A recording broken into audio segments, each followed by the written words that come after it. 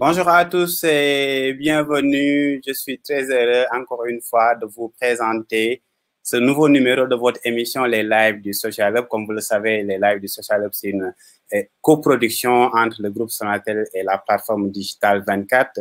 Aujourd'hui, c'est le 17 mai. Comme vous le savez, tous les 17 mai, c'est la journée internationale des télécommunications et de la société de l'information célébrée par l'Union internationale des télécommunications.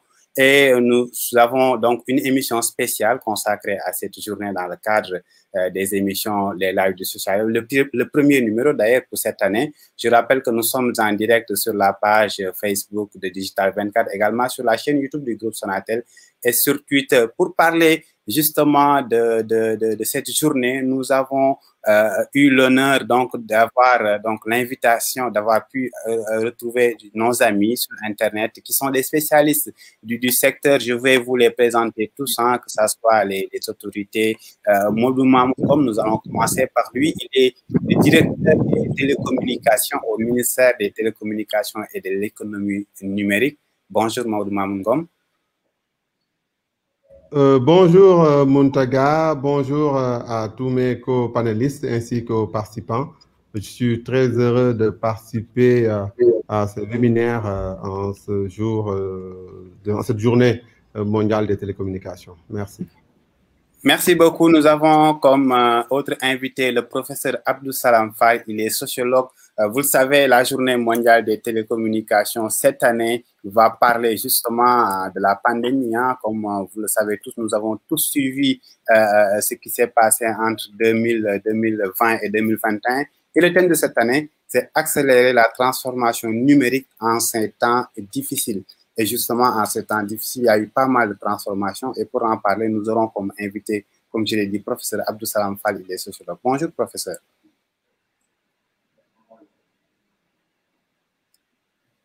Oui, bonjour. Bonjour. Merci d'avoir accepté notre invitation. Nous avons également comme autre invité Dr Abdou Khadr Lo. Abdou Khadr Lo évolue dans le secteur des télécommunications. Il n'est plus à présenter. Il est le directeur Afrique du groupe Access Partnership. Ils sont spécialisés dans les accès aux services de télécommunications, surtout dans le monde, dans les zones moins couvertes, je dirais. Bonjour, Dr Abdou Khadr Lo. Bonjour Mountaga, bonjour à tous les amis qui sont sur ce chat, donc aussi bien Maud Mamoun, Omar que professeur Abdessalam. Merci de nous avoir ajoutés dans cette discussion. Nous avons également comme autre invité Omar Diallo, plus connu sur Internet via le pseudonyme Omar S. Diallo. Le S est important pour lui. Bonjour Omar Diallo. Bonjour Mountaga, bonjour à tous. Ravi de vous retrouver ici et merci. Alors, Omar Diallo est le patron de la plateforme ID Smart, mais il est serial entrepreneur. Je ne vais pas citer toutes les entreprises qu'il a eu à créer. Il coordonne en ce moment la plateforme Sense Startup, l'association qui regroupe les startups du Sénégal. D'ailleurs, pour Startup, nous avons un autre invité en la personne de Bambalo qui vient de nous rejoindre. Bonjour Bamba. Bonjour Mountaga, bonjour tout le monde. J'espère que tout le monde va bien. Merci. Bambalo est le directeur général ou, si vous voulez, le CEO de la plateforme de la startup PAPS qui évolue dans tout ce qui est logistique, dans tout ce qui est distribution, livraison, mais il est allé au-delà de ça avec la pandémie. Il s'est transformé, il a fait son pivot, il nous expliquera comment il a fait justement pour s'adapter.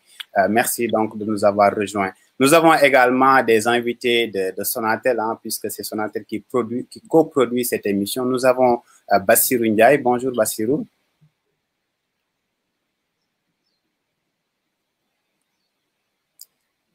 Bassirou, il me semble que vous n'avez pas activé votre micro. Alors, le temps que Bassirou puisse activer son micro, nous avons un autre invité, une invitée de Sonatel en la personne de Madame Numbeba Soumaré de la direction de la communication institutionnelle et des relations extérieures. Madame Soumaré, bonjour. Bonjour Mountaga, bonjour à tous les invités. Nous sommes ravis de vous accueillir sur ce plateau-là.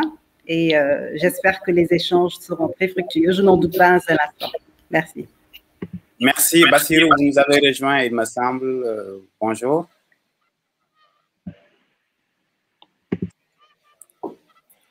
Pas encore. De toute façon, il est là. Il va pouvoir échanger avec nous. Donc, le thème de cette émission, comme je l'ai dit tantôt, c'est accélérer la transformation numérique. Voilà, on s'entend bien maintenant, Bassirou. Bassirou Ndiaye est de la direction des opérations internationales du groupe Sonatel. Justement, il nous parlera de comment Sonatel s'est aussi adapté. Donc, je disais accélérer la transformation numérique en ces temps difficiles. C'est le thème choisi par l'Union internationale des télécommunications pour parler justement de cette journée internationale des télécommunications. Je rappelle à nos chers internautes qui nous suivent à travers nos 3 différentes plateformes, Facebook Digital 24, Twitter, @groupe Sonatel et également sur la chaîne YouTube du groupe Sonatel. Vous pouvez juste participer en posant vos questions via le commentaire sur la vidéo live que vous êtes en train de suivre. Vous pouvez également apporter vos contributions si vous le voulez. Nous allons commencer par Modou Mamoun Ngom du ministère de l'économie numérique et des télécommunications. Il est le directeur des télécommunications. Modou Mamoun Ngom, je voudrais savoir comment l'État du Sénégal, comment le gouvernement ou comment le ministère de l'économie numérique a donc célébré cette journée mondiale des télécommunications. Comme on le sait depuis plusieurs années maintenant, c'est un événement majeur dans le secteur des télécommunications au Sénégal. Merci beaucoup, Mountaga. Il faut rappeler que cette journée mondiale des télécommunications et de la société de l'information est célébrée à travers le monde afin de marquer la création de l'Union internationale des télécommunications UT et la signature de la première convention télégraphique internationale en 1865. Et comme nous le voyons, il y a eu beaucoup de mutations dans le secteur des télécommunications ou du numérique de façon générale. et de la naissance du télégraphe aux communications par satellite à l'Internet, notamment dans nos travaux au sein de l'UT, nous avons pu contribuer à tirer parti des potentialités scientifiques et technologiques pour répondre à un besoin fondamental de l'homme, celui de communiquer. La Journée mondiale des télécommunications et de la société de l'information vise ainsi à mieux faire comprendre les possibilités que l'utilisation d'Internet et des autres technologies de l'information et de la communication peut offrir aux sociétés et économies, ainsi que les solutions propres à réduire l'inégalité d'accès aux technologies numériques. Ça, c'était pour replacer le contexte de la célébration de cette journée au niveau international. Même ce matin, nous avons pu y participer en ligne au niveau de l'UT avec des sommités qui y ont participé. Et habituellement, au Sénégal, à travers le ministère et l'ensemble des acteurs de l'écosystème, la célébration de la Journée mondiale des télécommunications et des systèmes de l'information se fait via l'organisation de plusieurs manifestations, telles que des journées portes ouvertes chez les opérateurs qui sont présents au Sénégal, mais aussi par des panels et discussions sur la thématique, comme le panel que nous avons l'opportunité et l'honneur de partager aujourd'hui à travers l'Insonatel cet après-midi. Donc voilà habituellement ce que nous faisons avec l'ensemble des acteurs de l'écosystème. Bien sûr, il peut y avoir pour chaque acteur un événement spécifique sur lequel le ministère, autant que possible, essaye de l'accompagner. Merci. Merci. Alors, je reste avec vous sur le thème, justement, pour rentrer dans le vif du sujet. L'État du Sénégal a pris pas mal d'initiatives pour s'adapter, je dirais, à cause de la pandémie depuis pratiquement un peu plus d'1 an maintenant, avec le semi-confinement qu'on a vécu, le télétravail. Est-ce que vous pouvez un peu revenir sur les initiatives prises par le gouvernement pour justement vivre ces temps difficiles et pouvoir continuer l'activité? Effectivement, l'édition de cette année avec le thème accélérer la transformation numérique en ces temps difficiles et dans le bon contexte lié à la pandémie à Covid-19. Et ce thème nous offre vraiment la possibilité de continuer de façon générale de stimuler la transformation numérique, notamment avec la promotion de stratégies nationales relatives au développement des TIC, par des politiques intelligentes aussi visant à encourager les investissements, la coopération et les partenariats.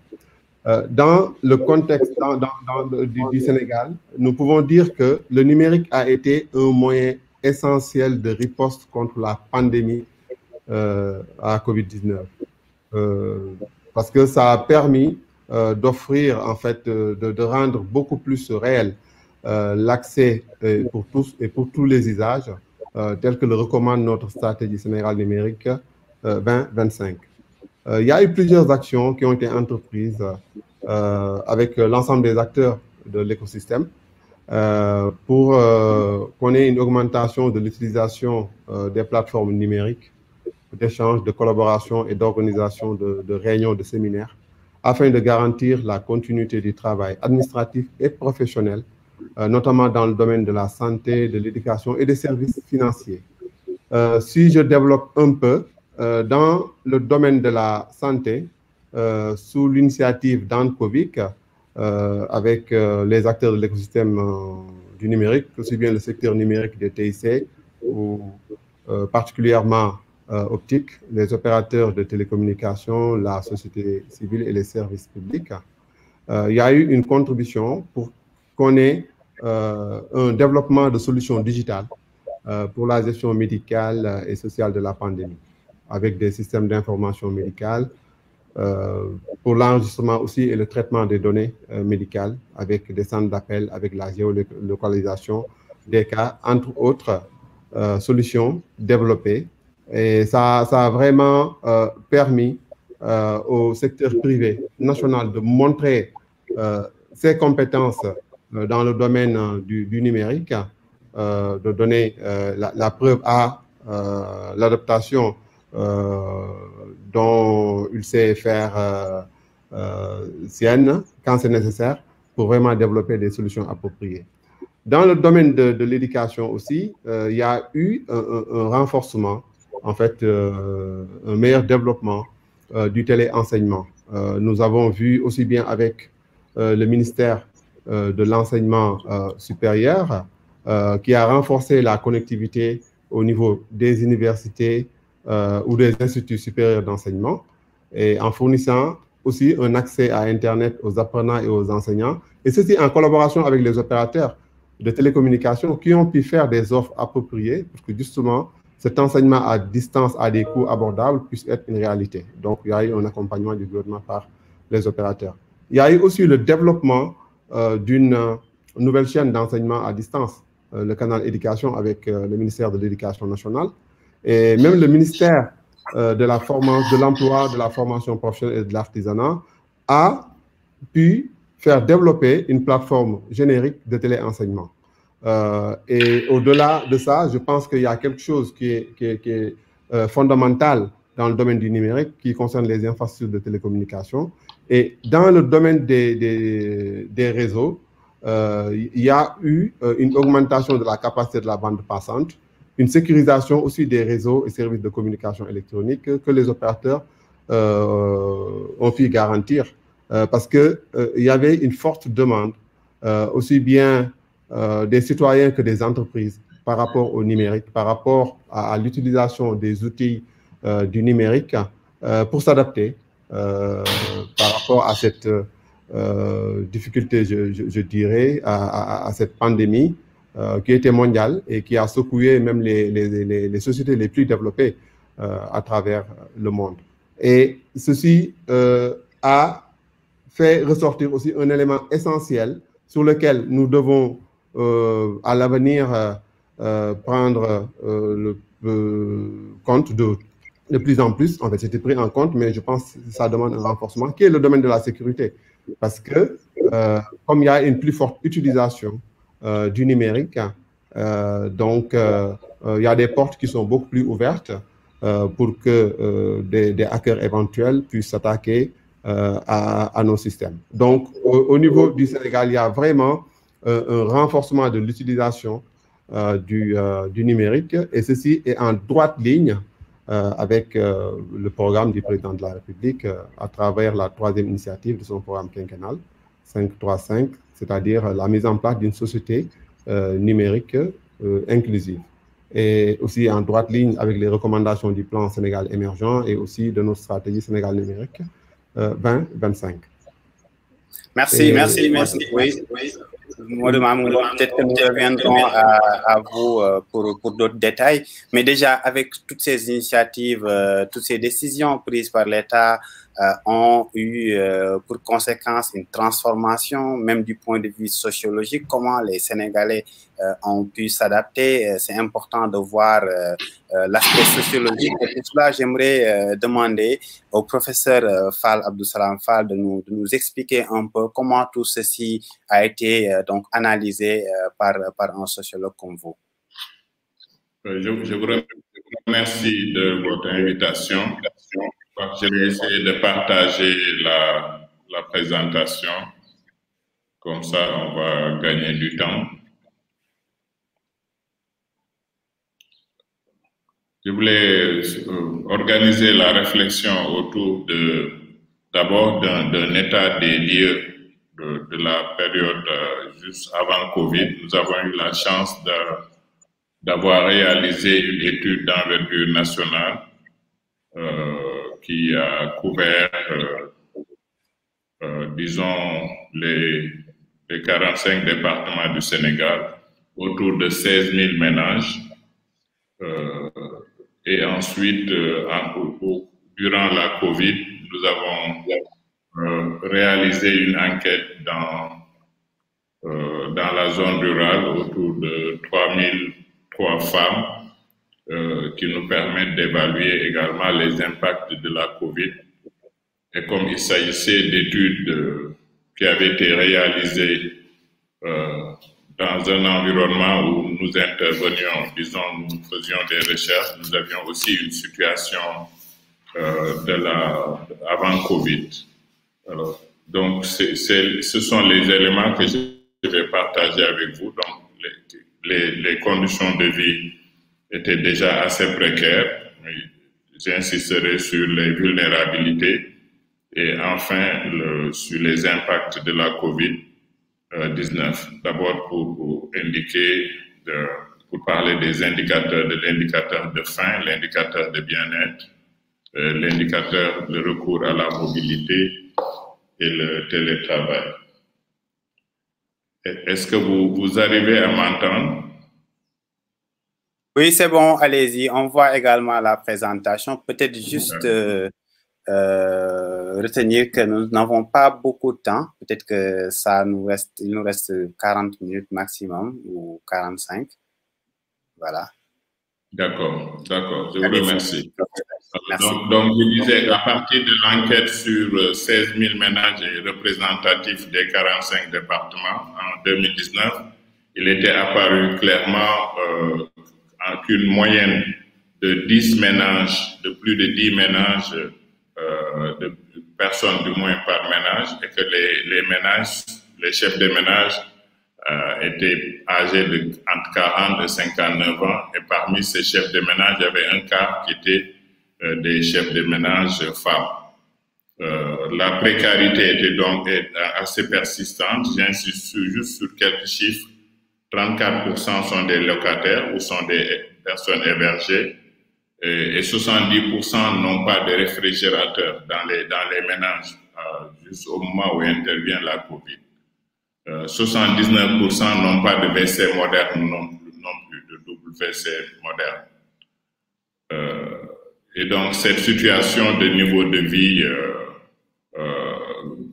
décale avec le cadre de vie où si on prend les trois catégories, les personnes de revenus faibles, la classe moyenne et les personnes de niveau de vie plutôt élevé, on voit bien qu'il y avait une concentration autour de la classe moyenne. De 67% sont de la classe moyenne. Et ça, c'est très important lorsqu'on évoque la situation de l'ensemble des services et de l'économie en général.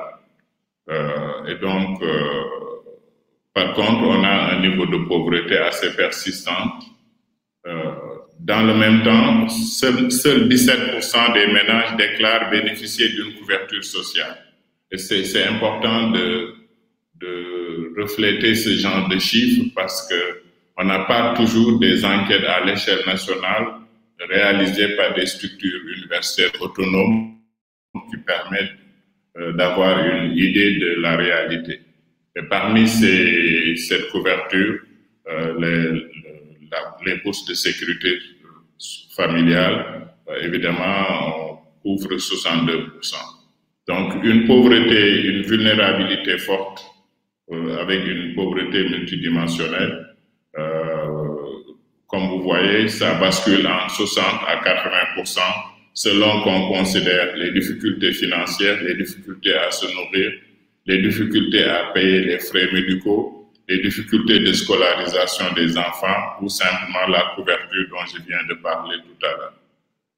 Donc, cette situation appelle des interventions assez fortes, j'allais dire une soldate verticale très importante, surtout qu'on la COVID intervient pendant que l'enquête sur les entreprises révélait déjà que la structure de l'économie est occupée par 97% de petites et moyennes entreprises et donc une prépondérance du secteur informel. Donc la COVID est intervenue durant une période assez difficile comme étant un tournant qui marque, disons, un changement très important. Par exemple, sur le plan de la santé, on était dans une situation d'émergence des maladies métaboliques. C'est l'ensemble des maladies qui relèvent soit de l'alimentation ou de l'environnement, des comportements humains, alors que les maladies infectieuses à l'image de la COVID étaient en baisse. Donc ça, c'est une situation assez importante parce que les maladies métaboliques couvraient déjà 42% des décès. L'hypertension artérielle est un indicateur assez caractéristique de cela, avec 45% de femmes hypertendues et 27% d'hommes. Et donc cette situation amène à poser le regard sur les modes alimentaires et les modes de consommation et la détérioration de l'environnement. Et dans ce cadre-là, il faut relever des progrès qui ont été faits assez fortement, notamment l'africanisation de la cuisine sénégalaise, si on se projette sur les 30-50 dernières années, mais il n'empêche que la consommation est trop grasse, est trop salée et trop sucrée. Et elle révèle aussi une comorbidité assez forte. Là, si on prend ici l'indicateur de faim, donc l'enquête qui a été menée sur les 3000 femmes rurales, on voit bien avant la COVID et après la COVID, où avant COVID, on était à 11% de pauvres de faim modérée et sévère. Et durant la COVID, on atteint 38% de pauvreté, disons, de faim sévère et modérée. De même, l'indicateur de bien-être émotionnel des femmes a également diminué durant la COVID. Avant COVID, on était à 7%. Pendant la COVID, on est à 11% dans la région de Kolda et dans la région de Kaolack à 13%, ce qui montre que le sentiment d'être malheureux chez les femmes, ce sentiment a effectivement été très, très mal vécu.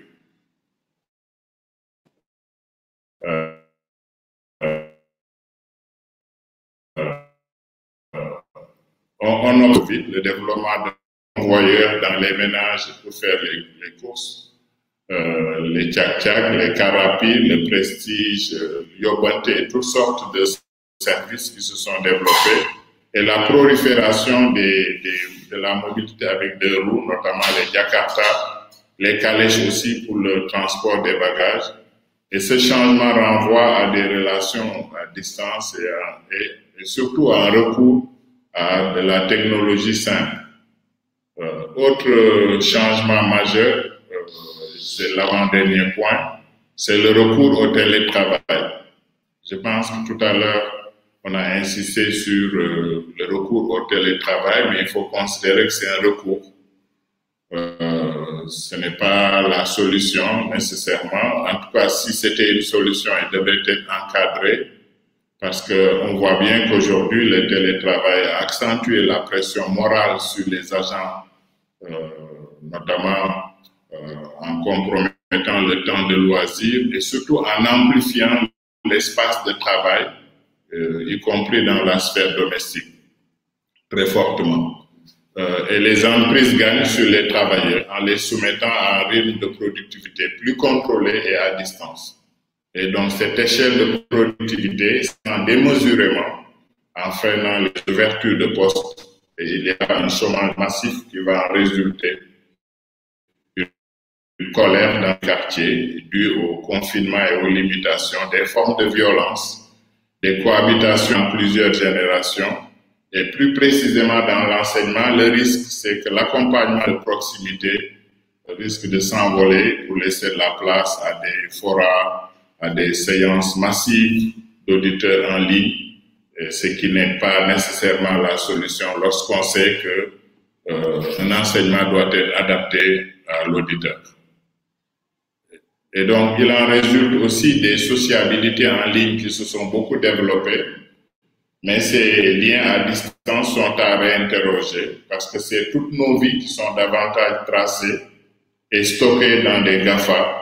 Ce sont nos vies privées qui n'ont jamais été aussi surveillées que durant la période de la COVID. Donc, les libertés individuelles et publiques sont en cause. Sur nos téléphones portables et autres instruments sont gravées des applications de toutes sortes. Ce sont donc nos vies qui sont sous contrôle permanent. Ce sont nos choix de vie qui sont connus d'avance, nos couleurs sont préférées, nos loisirs, mais aussi le profil des élus de nos choix. Nos partenaires sont sélectionnés sur le digital. La liste est longue, on peut en rajouter. Il faut donc penser à ces quelques pistes. Des plateformes de collecte de données doivent être un peu plus sénégalisées parce que nous communiquons tous avec plusieurs instruments qui sont localisés souvent ailleurs. Un écosystème numérique pas extraverti. Et heureusement que la zone de libre-échange continentale devient une opportunité pour bâtir à l'échelle africaine, sur le plan à la fois technologique et pour l'arsenal juridique, pour sécuriser nos données. Enfin, dernière proposition, la COVID a révélé qu'il est nécessaire de faire des investissements structurants sur l'ensemble des secteurs sociaux, qu'ils soient d'éducation, la santé, le transport, l'habitat, la protection sociale. Vous avez vu tout à l'heure le chiffre sur de 17% de protection sociale. Vous avez vu l'importance de la classe moyenne dans la situation actuelle pour une population qui est encore jeune. Et c'est là l'enjeu, c'est de faire passer à une protection sociale universelle pour l'ensemble de la communauté. Je vous remercie de votre attention. Merci beaucoup, professeur Abdou-Salam Fall. Vous avez fait un important tour d'horizon de ce qui s'est passé entre-temps et quel a été l'impact, surtout à travers une enquête menée à travers justement la population sénégalaise. Alors, nous allons justement, en continuant cette émission, je rappelle à nos internautes qu'ils peuvent participer à l'image de ceux qui ont déjà envoyé des questions. Je vais justement prendre le temps de les poser, mais avant la fin. Avant de donner la parole à Bassirou Ndiaye de Sonatel et de Madame Soumaré, je vais justement demander à Abdou Khadr Lo de Access Partnership, à la suite donc de cette analyse faite par le professeur Abdou-Salam Fall, l'aspect sociologique, est-ce que vous pouvez nous faire une analyse numérique globalement, mais surtout en Afrique, hein, pas seulement au Sénégal, comment les entreprises de télécommunications, mais les startups également qui évoluent dans le secteur du numérique, comment elles sont adaptées, quelles ont été les pistes de résilience par rapport à ce qui s'est passé entre le début 2020 et maintenant? Le micro n'est pas activé. Merci Mountaga. Je vais essayer d'être bref pour que ce dialogue puisse être constructif et que tout le monde puisse prendre la parole avant qu'on épuise l'heure de discussion. Donc en fait, ce n'est pas particulier au Sénégal ou un pays en particulier, mais le Covid, le virus continue de se propager et les effets d'entraînement causés par le virus sont notables jusqu'à présent. Une question que tout le monde se pose, y compris dans notre débat d'aujourd'hui, est de savoir ce que la pandémie signifiera pour l'avenir de la transformation digitale. Parce que beaucoup de bureaux ont été fermés pendant une année et d'autres continuent de l'être à travers le monde. Et les effectifs sont aujourd'hui tenus pour beaucoup de travail à distance sans y être forcément préparés. Les entreprises ont été immédiatement confrontées à l'impératif en fait de trouver des alternatives et des initiatives d'adaptation et de transformation numérique, ce qui amène nécessairement la question de l'impact que la pandémie aura sur l'ensemble des entreprises, mais aussi sur celles qui investissent dans la transformation numérique.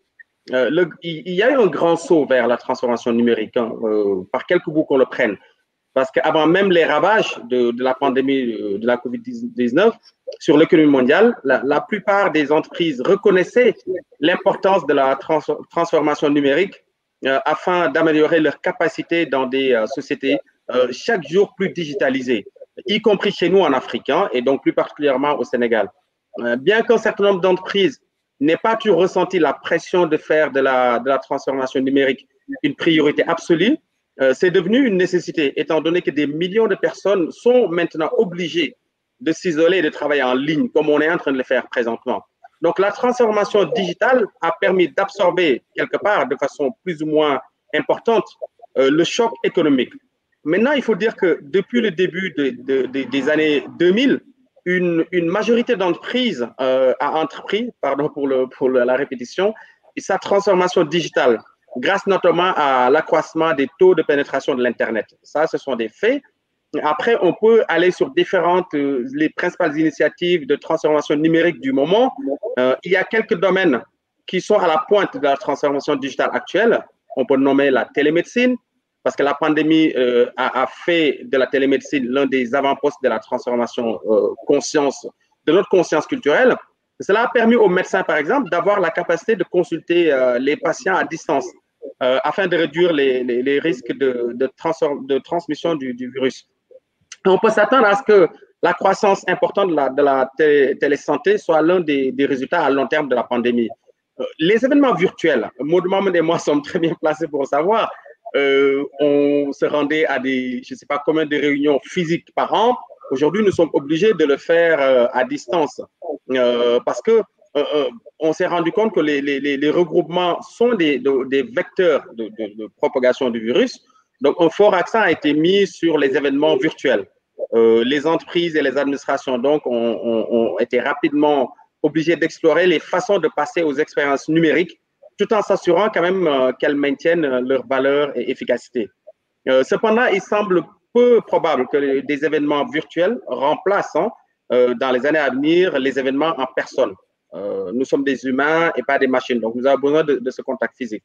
Enfin, comme l'a abordé le professeur Fall, il y a le télétravail, le travail à distance globalement, pris dans sa globalité. La capacité de permettre aux employés de travailler à distance tout en demeurant efficaces dans leur rôle a été le besoin le plus pressant pour les entreprises du numérique globalement, mais pour toute forme d'entreprise. De nombreuses entreprises, en particulier dans les espaces de technologie, dans les espaces numériques, ont offert des possibilités flexibles de travail à domicile. La crise nous a montré que de nombreux emplois que nous pensions impossibles à faire à l'extérieur du bureau peuvent l'être en fin de compte, mais seulement lorsque l'infrastructure appropriée est en place. Il faut aller télécharger des logiciels, etc. Je ne vais pas trop entrer dans les détails, mais une étude effectuée en décembre de l'année dernière, décembre 2020, a montré que le télétravail a été plus fréquent dans les secteurs où son développement était répandu avant la crise, notamment notre secteur à nous tous sur cette plateforme, les acteurs de l'information et de la communication, avec 63% des salariés qui aujourd'hui travaillent en télétravail. Les activités financières d'assurance également se font aujourd'hui en télétravail à hauteur de 55%. Ainsi de suite, les chiffres sont très nombreux. On peut les multiplier. En fait, ce que la crise actuelle met en lumière, c'est qu'une approche timide d'une transformation numérique n'est pas la solution. Les entreprises qui ont massivement investi dans la transformation numérique avant la pandémie sont en fait celles qui sont plus à même de continuer à fonctionner sans grand dommage comparativement à celles qui ont adopté une approche limitée ou fragmentaire. Mais lorsque les employés pourront reprendre le travail, on l'espère le plus rapidement possible de façon pré-Covid, nous pouvons nous attendre à ce que les entreprises se concentrent sur la transformation numérique des opérations afin de se protéger contre les perturbations imprévues et celles à venir. Parce que cette crise, on peut supposer que ce n'est que le début de plusieurs à venir. C'est le monde qui est interconnecté. Donc, plus on est connecté, mieux on est préparé, plus on peut faire face. Après, peut-être que sur la deuxième partie du débat, je reviendrai plus en détail sur les opportunités que ça offre aux telcos ou au secteur des télécoms en général. Mais pour cette première question, je préfère ne pas être long et laisser la parole aux autres. Après, merci. On reviendra sur les solutions éventuelles. Parfait. Merci beaucoup, Abdou Khadr Lo, donc, pour ces éléments très, très importants, surtout les entreprises du numérique. Justement, une multinationale de télécommunications, Sonatel, présente donc, dans beaucoup de pays de la sous-région. Je voudrais un peu demander à M. Bassirou Ndiaye de la direction des opérations internationales comment le groupe Sonatel a pu maintenir le rythme. Comme l'a dit Abdou Khadr Lo également, le professeur Fall, il y a eu recours au télétravail et Mamoun Ngom également l'a évoqué en ce qui concerne le gouvernement. comment Sonatel a pu absorber toute cette demande en capacité également sur les autres aspects de la résilience vis-à-vis donc de cette pandémie. Oui, merci beaucoup Muntaga. Ça me permettra avant de développer plus, je n'ai pas eu l'occasion au début de saluer tous ces éminents experts présents en front sur ce pont, cette réunion. En tête, je salue le professeur Abdou Salam Fall, j'allais dire le maître, hein, qui a été un de mes aussi éminents professeurs, qui a beaucoup contribué à ma formation de sociologue. Merci vraiment Abdou Salam pour ça. Je salue le directeur des télécommunications, Modou Mamoun Ngom, avec qui effectivement nous accordons beaucoup aussi très bien à chaque fois que de besoin sur les contributions du Sénégal dans les réunions internationales du secteur. Abdou Kharoulo, idem. On s'est croisé beaucoup de fois sur des activités à l'international. Je salue toute l'équipe de la TESIR, utiliser un jargon Sonatel, ils se reconnaîtront, qui travaillent sur ce concept et d'autres. Hein. Je salue enfin tout le public, les clients partenaires qui nous suivent à travers vos différentes plateformes, YouTube Sonatel, Twitter Sonatel et Facebook Digital 24. C'est vrai, Muntaga Cissé aussi. Hein. Donc c'est vrai que, disons que dans ce contexte-là, ce qu'il faut ajouter, après tout ce qu'on a entendu, c'était l'enjeu au début de la crise. Au mois de mars, il y a un an, 2020, quand on a décidé pratiquement de confinement, hein, pratiquement total, où il fallait mettre en place, éviter les rassemblements et que chacun reste chez soi. L'enjeu était de préserver la santé des collaborateurs. Il faut rester en bonne santé pour pouvoir continuer à assurer le service. Et tout en assurant une continuité de l'activité. Hein. Il ne fallait surtout pas se battre, faire preuve de résilience, poursuivre l'activité et tout en restant en bonne santé. Effectivement, du coup, la notion de télétravail a été tout de suite mise en place, disons, au forceps, parce que le télétravail, c'est vrai qu'une entreprise comme Sonatel, on l'avait déjà commencé à le développer en stratégie et on devait aller en phase pilote de télétravail 3 mois après le confinement au forceps. Hein. Je pense que les fermetures sont faites au mois de mars et dans les projets RH de Sonatel, au mois de juin, on devait commencer la phase pilote du télétravail. Donc, on a été obligé d'y aller.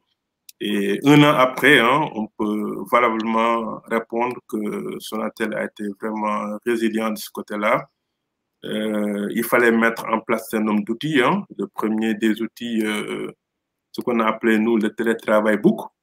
Parce que quand chacun, après, est à distance, il faut pouvoir joindre les gens et pouvoir être joint, les numéros de contact, mobile, domicile, s'assurer que les gens ont les outils qu'il faut, les connexions, Internet, le minimum de dispositifs pour pouvoir travailler convenablement et assurer un peu la continuité de l'activité. Et sur ce plan-là, effectivement, on s'est, un an après, on s'est rendu compte que, disons-le bien, pour reprendre l'expression de l'autre, à quelque chose de malheur est bon. Et cette pandémie a été, et c'est un mot beaucoup utilisé, un véritable accélérateur dans ce domaine-là du numérique. Effectivement, toutes les choses qu'on pensait pouvoir mettre en place, on disait que oui, on est capable, il faut qu'on fasse phase pilote. Il est arrivé à un moment où il fallait le développer, le mettre en place tout de suite. On l'a développé et il y a eu ce qu'on appelle des actions Covid, hein, informer les partenaires, tout de suite des nouveaux dispositifs qui étaient mis en place, des clients, sensibiliser un peu, voilà, sur les nouvelles démarches, le nouveau mode de travail. Tout ça a été fait sans y être préparé. Hein, et comme je disais, ça a été un véritable accélérateur parce qu'à la pratique, on s'est rendu compte qu'on a été même, j'allais dire, même plus productif en situation de télétravail et dans cette crise qu'en temps réel, hein, parce que ça va beaucoup intéresser le professeur Abdou Salam Fall, sociologue. Il y a eu une attitude psychosociologique individuelle de devoir prouver une certaine disponibilité, une certaine réactivité.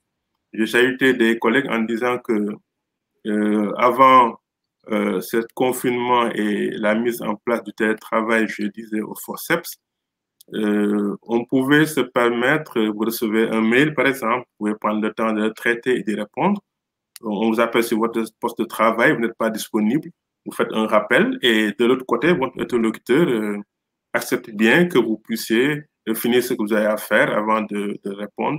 Et en situation de télétravail, l'individu est comme obligé de prouver sa réactivité et sa disponibilité. Donc, du coup, on arrivait à joindre les collègues plus facilement au téléphone. Les connexions, les mails sont traités de façon plus rapide. En cela que je disais que c'était à quelque chose de réponse, ça a été hyper bénéfique pour nous.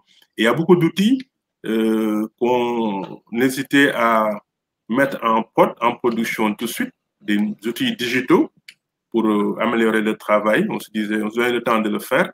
Et on s'est rendu compte à la pratique, ça a été, comme je disais tantôt, un véritable accélérateur. Je prends pour exemple le parapheur électronique. Vous connaissez dans le monde d'entreprise, vous savez très bien que les parapheurs circulent beaucoup. Les dossiers, les courriers, tout circule par parapheur à traiter, à signer. Les gens avaient des piles de parapheurs comme ça sur leur table de bureau. Mais on a développé un outil de parapheur électronique. Et pourtant, c'est un outil qui a été développé pratiquement 1 an auparavant par notre direction informatique. Et l'équipe projet passait le temps à former, à sensibiliser les collègues pour son utilisation. Et pendant la survenue de la pandémie et la crise, c'est un outil qui a été, en un temps record, 1 semaine, 2 semaines, tous les collaborateurs ont été mis à niveau, en tout cas qui en avaient besoin, et ont commencé à l'utiliser jusqu'à maintenant.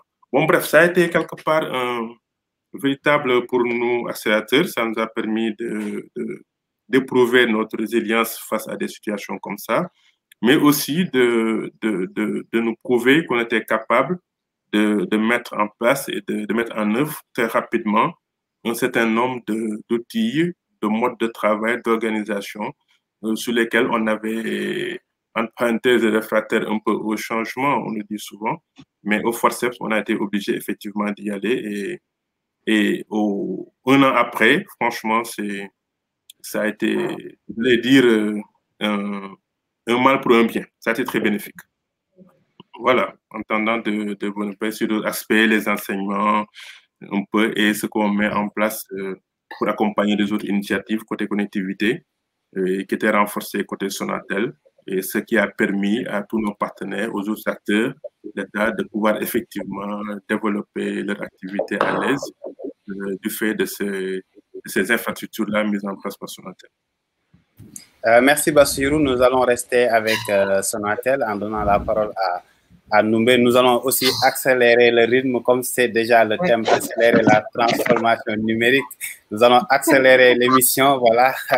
Donc Noumbé, je voudrais juste savoir, en ce qui concerne les initiatives externes de Sonatel, puisque vous êtes de la direction de la communication extérieure et des CIR plutôt, direction de la, aide-moi un peu, direction des communications institutionnelles. Communication institutionnelle et des relations extérieures. Voilà, c'est ça, c'est institutionnel que je cherchais.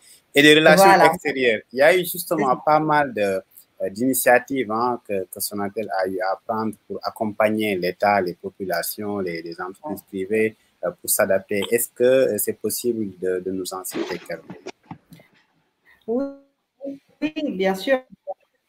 Muntaga, merci beaucoup et j'aimerais saluer la qualité des échanges de mes prédécesseurs.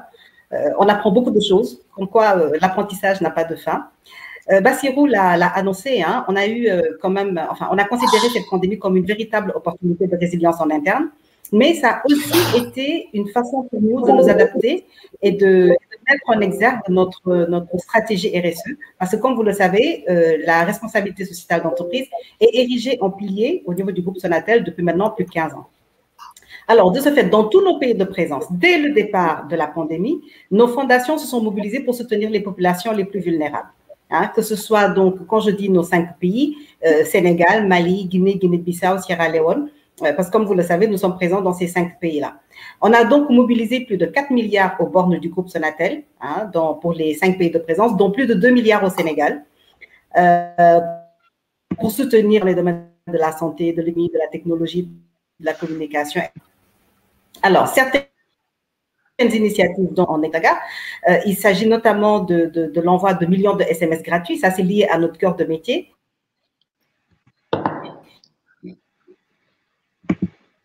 Des SMS gratuits avec des images qui ont été par la team du ministère social et que nous envoyons donc aux abonnés, aux clients.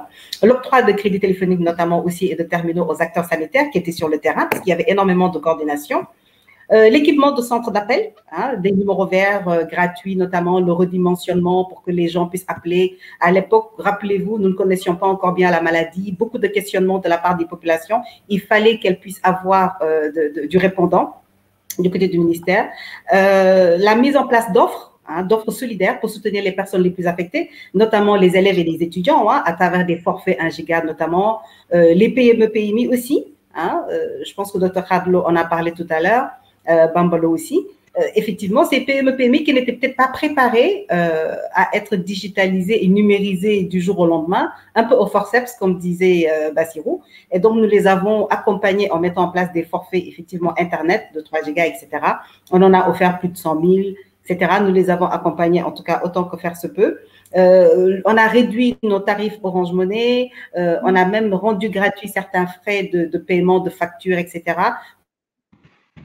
Tout ça pour éviter aux gens effectivement de se déplacer et les aider dans cet effort de résilience-là, ainsi que la mise en place de plateformes de...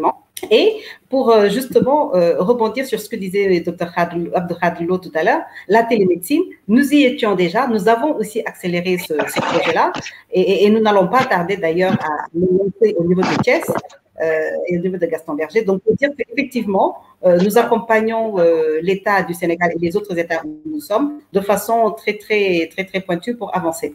Alors, en fonction des contextes, chaque pays a déployé d'autres actions complémentaires, évidemment, en fonction des besoins spécifiques des populations. Au Sénégal, par exemple, on a remis du matériel médical d'urgence à l'hôpital d'Amiens, qui était le premier, avec des respirateurs, des appareils ECG, etc., dès le départ. Mais on a aussi et surtout réhabilité le centre, le hangar, l'ancien hangar des pèlerins de l'aéroport Léopold Sédar Senghor de Dakar, avec une capacité de plus d'une centaine de patients. Donc, on a fait carrément un centre d'accueil et de soins, même par la suite, ce qui a permis de désengorger quand même les hôpitaux qui étaient très full à ce moment-là. Sans compter maintenant les milliers de masques, de flacons, de gants, de combinaisons médicales, de thermomètres, de lunettes de protection, de visières, etc. Et même de l'argent cash auprès des autorités territoriales, notamment au niveau du fonds Force Covid, etc., etc. Voilà, donc globalement, en tout cas, du soutien en ayant écouté le ministère de la Santé et de l'Action sociale, qui est quand même, qui était fer de lance du pilotage de ces actions-là anti-crise. Nous avons écouté l'État, nous avons écouté les populations et nous avons mis en place des actions, en commençant par nous-mêmes avec ces actions de résilience, de télétravail, etc., pour protéger le personnel, et ensuite mettre en tout cas notre savoir-faire à la disposition des populations pour les aider. Voilà, globalement. Comme tu as dit de passer en mode 5G, là, j'essaie de le faire de façon ramassée. Donc, voilà ce que je voulais amener comme contribution, Montaga. Merci. Merci Numba Bassoumare. Alors, nous allons justement enchaîner avec les startups parce que ce sont des entreprises quand même qui ont été beaucoup impactées, soit positivement ou négativement. Et justement, j'aimerais, avant de donner la parole à Bambalo, que Omar Diallo de ID Smart, qui est le patron de ID Smart, mais aussi serait entrepreneur, comme je l'avais dit au début, et évolue également dans les fintech. Justement, Omar Diallo, comment les startups ont été impactées positivement ou négativement? Est-ce que je peux avoir quelques exemples, justement, avant de faire un cas pratique sur PAPS? Alors, écoutez, j'espère que tout le monde m'entend, parce que là, je n'ai pas la connexion de son appel, j'ai la connexion de notre FAI.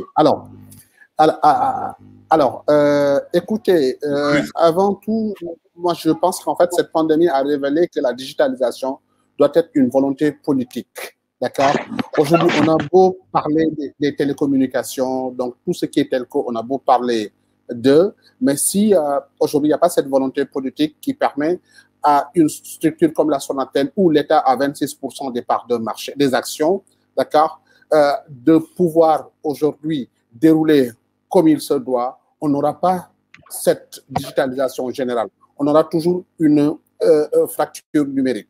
Pour parler maintenant de ID Smart, nous aujourd'hui, et également en fait beaucoup de startups qui sont dans cette startup, qui évoluent dans la tech, nous du côté sur le plan marché et commande publique, c'est grâce à cette pandémie qu'on a commencé à travailler avec des structures de l'État.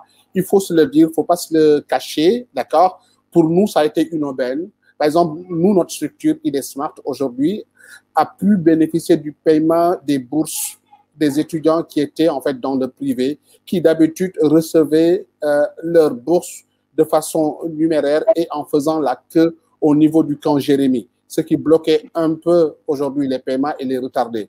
Nous, avec notre plateforme, on a réussi aujourd'hui à payer à plus de 16 247 étudiants avec la Poste, bien entendu, parce que la Poste, aujourd'hui, quoi qu'on dise, c'est la structure qui a le plus de réseaux au Sénégal, d'accord, et on arrivait à avoir les décaissements au niveau de tous les bureaux de poste. Malheureusement, on n'a pas pu l'avoir avec aujourd'hui Orange ou avec un autre qui est là parce qu'ils ne nous ont pas donné les API pour permettre aujourd'hui aux étudiants de pouvoir décaisser à partir de leur wallet Orange ou bien à partir de leur wallet Wave. Mais je pense que ça arrivera. Alors ça me permet de dire une chose aujourd'hui. Si nous voulons que cette digitalisation soit réelle, il faudrait que les mastodontes, les grands comme Orange, il faudrait que les grands comme Wave, comme Free et les autres puissent tout simplement accepter que des structures, de petites structures comme les nôtres, ont des solutions. Peut-être que c'est grâce à la taille que nous avons qui sont performantes et qui pourront tout simplement être le salut de cette digitalisation. J'oriente un peu le débat vers les fintech parce que c'est ce que je connais, c'est ce que je fais. Mais pour moi, ça a été vraiment une aubaine et ça a montré également aujourd'hui une faiblesse que nous avions, que nous avons transformé en avantage, c'est-à-dire en fait le gap qui existait entre le taux de bancarisé en Occident et le taux de bancarisé en Afrique. Et ça, ce qui aide un peu, c'est les wallets, donc c'est la digitalisation des paiements. Mais Mountaga, avant ça, je voulais également te donner en fait d'autres contributions de start-up ici au Sénégal qui ont beaucoup contribué aujourd'hui à faciliter les choses. J'ai regardé tout à l'heure l'étude que le professeur Abdou Salam Fall a fait et ceci nous permettrait beaucoup si on avait aujourd'hui les résultats, si on pouvait en disposer, ceci nous permettrait vraiment de mieux réorienter aujourd'hui en fait le tir et la cible. Nous saluons beaucoup en fait ce genre de travail. Mais il faut savoir que dans le cadre de cette pandémie, il y a eu beaucoup de startups sénégalaises qui se sont illustrées. PAPS, je vais laisser Bambalo après nous dire en fait ce qu'ils ont fait, mais ça se voyait et tout le monde les voyait en fait en action. Il y a aussi la startup Aeon aujourd'hui. Alors c'est Henri Gueye, Aeon, c'est une startup qui évolue dans la santé. Si je vous dis que moi personnellement, en tant que membre de cette startup, j'ai fait plus de 3 ans à vouloir trouver un rendez-vous avec le ministère de la Santé pour qu'ils écoutent au moins ce que ces gens-là font. Ils n'ont pas pu.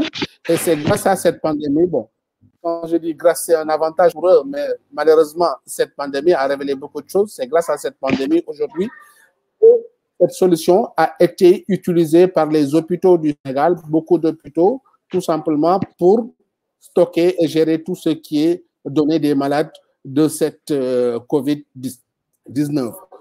Entre autres, il y a ça, mais aussi le professeur l'a dit tout à l'heure, ça a révélé également dans le Last Mile, qui est le domaine de Bambalo, que je vais laisser tout simplement développer sur ce plan-là. Ça a révélé aujourd'hui beaucoup d'initiatives et ces initiatives ont même poussé le ministère du Commerce sous l'égide en fait des gens du privé comme Ibrahim Noureddine Diagne de Gagne des 2000 a créé aujourd'hui un consortium où nous avons créé une large plateforme de e-commerce qui regroupait, c'était un agrégateur qui regroupait presque toutes les personnes qui évoluent dans ce secteur. Alors, pour en finir, donc, et laisser la parole à Bamba, qui est également a beaucoup de choses à dire sur les startups. Je vais tout simplement vous révéler une chose aujourd'hui. C'est cette maladie-là qui nous a montré que l'entrepreneuriat orienté tech doit tout simplement être adossé à tout ce qui est société de télécommunication, parce que nous, notre principal outil de travail aujourd'hui, c'est Internet. Si nous n'avons pas Internet, nous ne pouvons pas travailler. Si nous n'avons pas aujourd'hui un téléphone pour les bulk SMS, nous n'allons pas pouvoir travailler. Et ceci, en fait, devrait permettre tout simplement au top management de Sonatel d'ouvrir une brèche. Je sais qu'ils sont là très longtemps, hein, avec beaucoup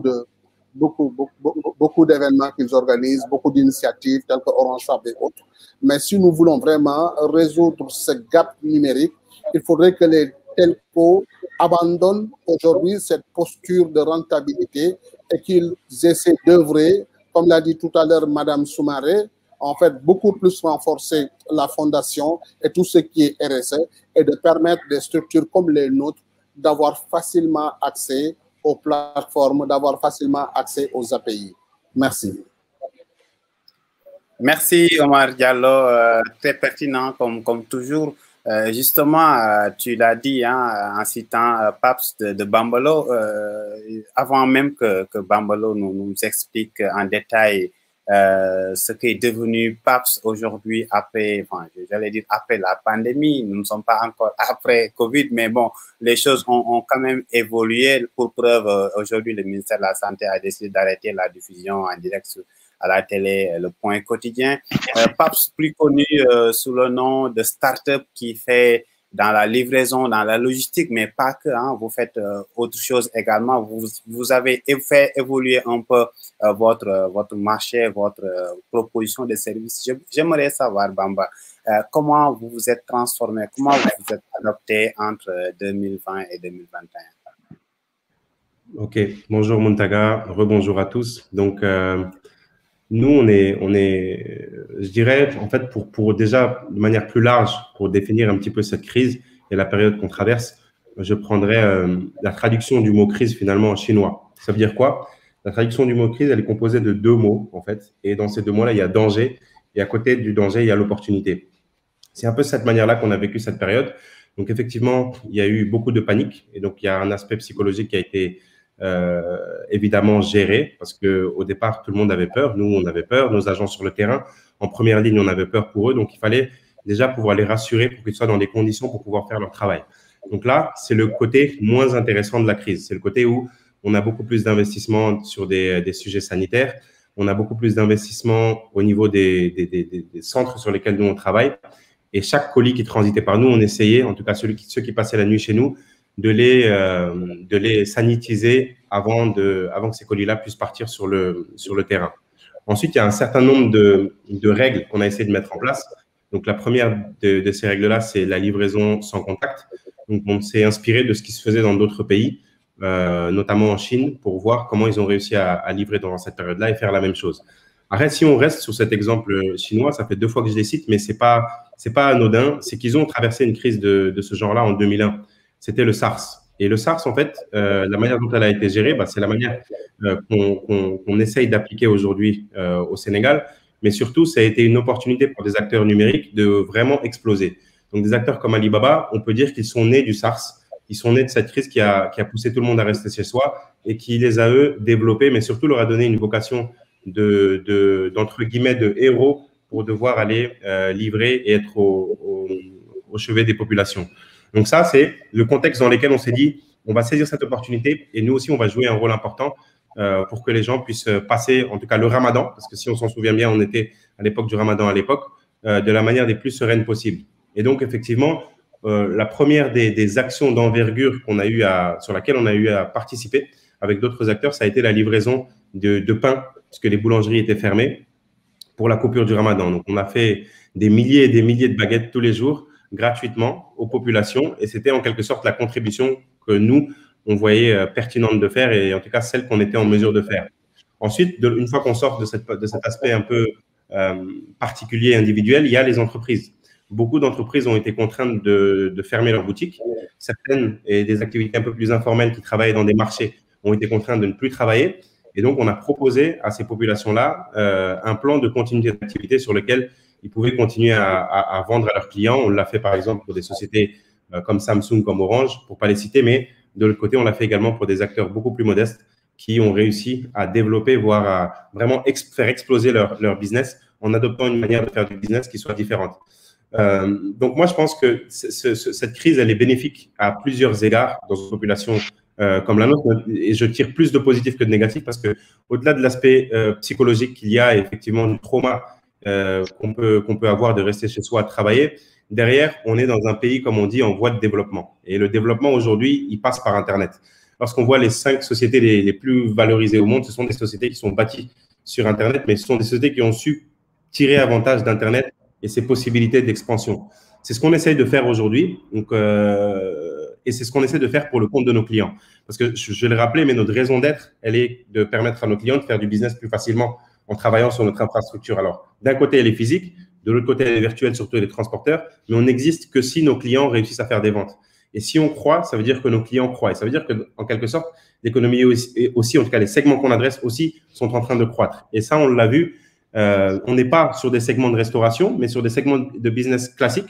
On le voit clairement. Des sociétés comme la Sonatel qui a lancé son site Internet et qui aujourd'hui fait de l'e-commerce et essaye de développer encore plus cette activité-là, c'est une activité qui a été propulsée durant cette période-là. Et les deadlines qu'ils avaient au départ ont été accélérés pour pouvoir répondre aux risques qui se posaient en agence et pouvoir permettre à tous les clients de pouvoir y être. Pareil pour des sociétés un petit peu plus traditionnelles comme les supérettes avec lesquelles on a travaillé, ou alors des sociétés un petit peu plus organisées comme des gros réseaux de distribution qu'on a sur le pays. Donc ça, une fois qu'on a fait ce constat, nous, il était évident de se dire, OK, le segment sur lequel on a décidé de s'investir, c'est un segment qui va être impacté positivement par la Covid, tant mieux pour nous. Mais derrière, on est dans un environnement sur lequel on n'est pas libre de faire tout ce qu'on veut. Donc, il nous a été quand même assez difficile de pouvoir livrer pour nos clients parce que tout ça était soumis à certaines autorisations. Et pour avoir ces autorisations, là, justement, on rentre dans un modèle qui est, excusez-moi du terme, mais un peu plus archaïque avec finalement de la difficulté pour avoir des demandes d'agrément en ligne, même si le site existe. Et beaucoup de mes co-acteurs, ou en tout cas de mes concurrents, certains, en tout cas, ont dû mettre les clés sous la porte, mais d'autres ont eu beaucoup de difficultés à obtenir ces autorisations. Nous, bien heureux, on a réussi à les obtenir grâce au support de nos clients. Et derrière, ça nous a permis de continuer à travailler. Et sur l'aspect de la santé, on a réapprovisionné quasiment 80% des pharmacies du pays tous les jours en médicaments, des grossistes vers les pharmacies, parce que finalement, on était seul à le faire. Alors, l'autre point que ça m'amène, en tout cas vers lequel ça m'amène, c'est qu'effectivement, on a certains secteurs qui me semblent clés de première nécessité pour passer une crise, comme les télécommunications, comme le transport, comme la distribution, la grande distribution de manière générale, qui doivent être supportés ou en tout cas accélérés par des lois, comme le disait Omar, censées faciliter et permettre à ces acteurs-là de demain de devenir des gros acteurs qui peuvent apporter des solutions aussi bien ici qu'autre part. Et on le voit, hein, il y a ce que disait la personne du ministère, j'ai oublié son nom. Effectivement, il y a certaines initiatives qui sont mises en place sur l'aspect santé. Après, de ma manière, la lecture que j'en ai aujourd'hui, c'est que c'est un écosystème beaucoup plus global que la santé. La santé, malheureusement, dans nos pays, on n'y va que quand ça va mal. On n'est pas encore dans une démarche préventive. Alors, sur la démarche préventive, finalement, ce qui peut nous faire rester en bonne santé, c'est de se nourrir correctement aujourd'hui.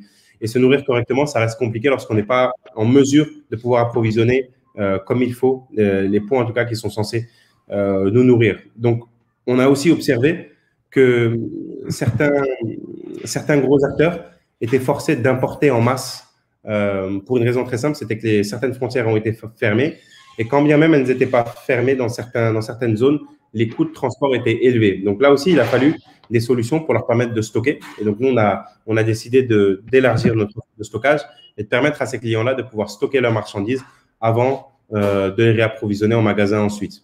Donc, voilà un peu ce qu'on a eu à mettre en place. Les enseignements qu'on en tire, c'est que pour nous, ça a été assez simple. On reste très petit comparé à des acteurs comme Orange, mais quand même, ça nous a permis de créer beaucoup d'emplois. On passe, nous, de 2020, où on était à peu près à une 50aine d'agents sur le terrain et en admin, une 15aine de personnes, à en 2021, aujourd'hui, plus de 300 personnes sur le terrain et une 50aine de personnes en admin. Tout ça, c'est lié à la demande et c'est lié aussi à un pic qu'il y a sur certains segments d'activité sur lesquels on a été fortement sollicité. Voilà. Merci Bamba pour donc ces précisions. Nous allons entamer la dernière partie de cette émission, mais que nous allons accélérer comme la transformation digitale. Il ne reste plus beaucoup de minutes. Normalement, à cette heure-ci, nous devrions arrêter. Mais donc, ce sera les questions des internautes. Justement, je vais un peu fusionner les questions des internautes et mes propres questions pour cette deuxième partie. Et cette première question, je vais justement la poser à Abdou Khadr Lo, docteur Abdou Khadr Lo, qui nous avait déjà signalé qu'il allait être dans d'autres engagements à partir de 18h. Alors, si vous êtes toujours là, Abdou Khadr Lo, cette question de Saloum Dramé posée sur le live sur Facebook qui dit nous avons engagé cette nouvelle voie vers la transformation numérique, une nouvelle ouverture, une forme de résilience et d'adaptation. Cette transformation ouvre aussi une voie vers de nouvelles dérives, un échappatoire fiscal, a-t-il dit. Comment règle-t-on le problème de la fiscalisation des nouveaux entrants du commerce en ligne à l'heure de l'accélération de la transformation numérique? Bambolo parlait tout à l'heure de commerce en ligne, donc il y a pas mal d'acteurs qui s'y sont mis justement.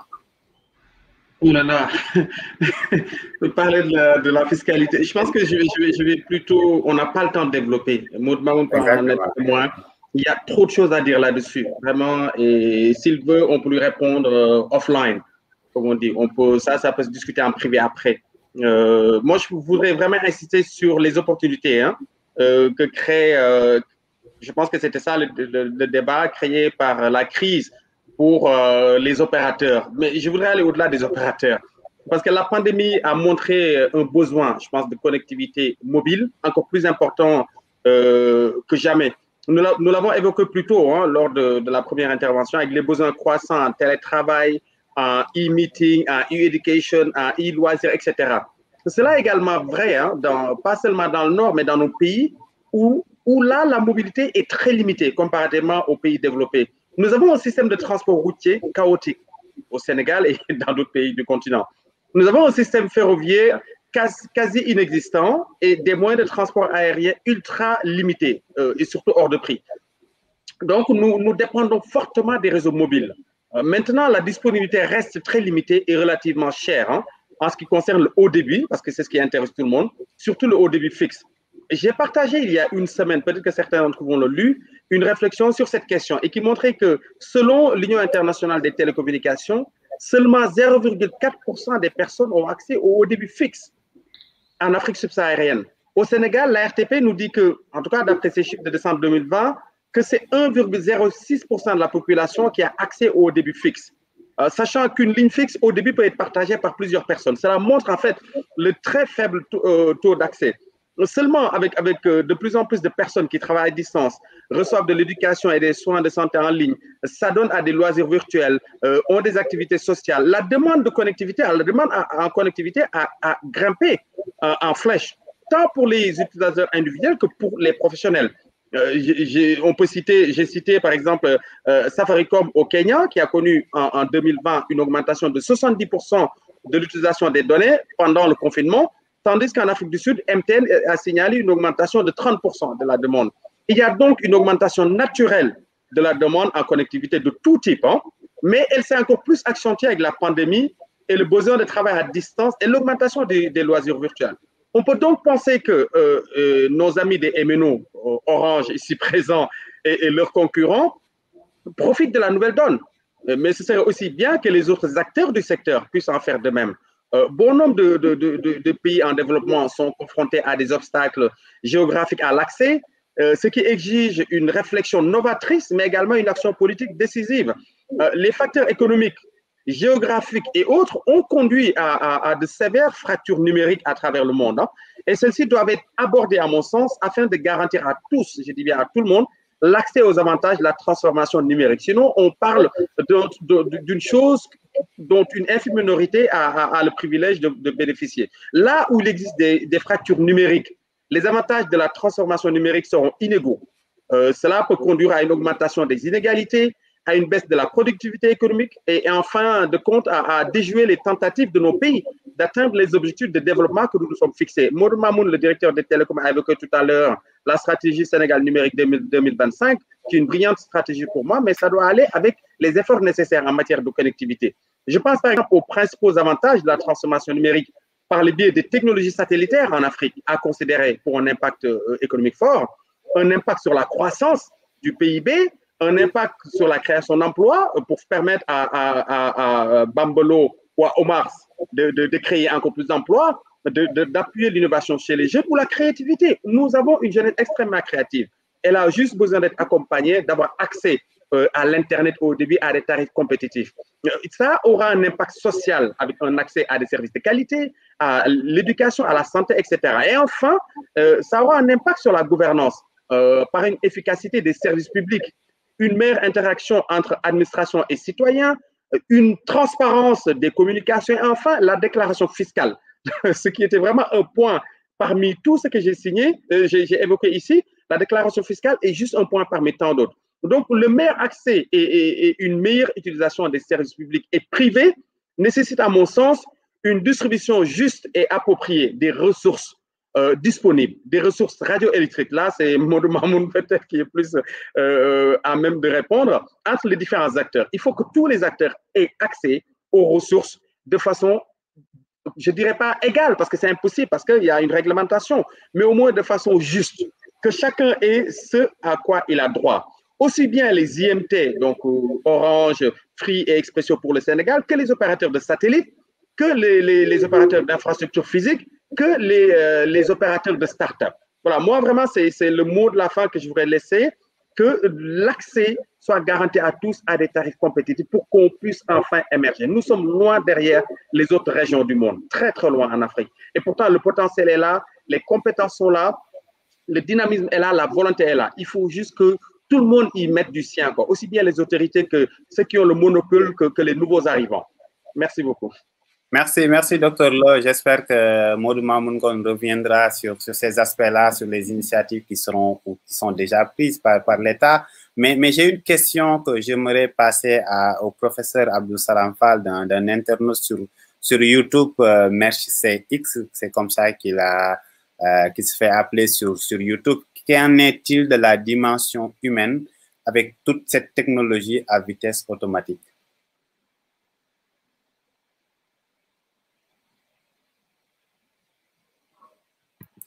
Professeur, votre micro n'est pas activé. Voilà, je l'ai réactivé, allez-y. Allez-y, professeur.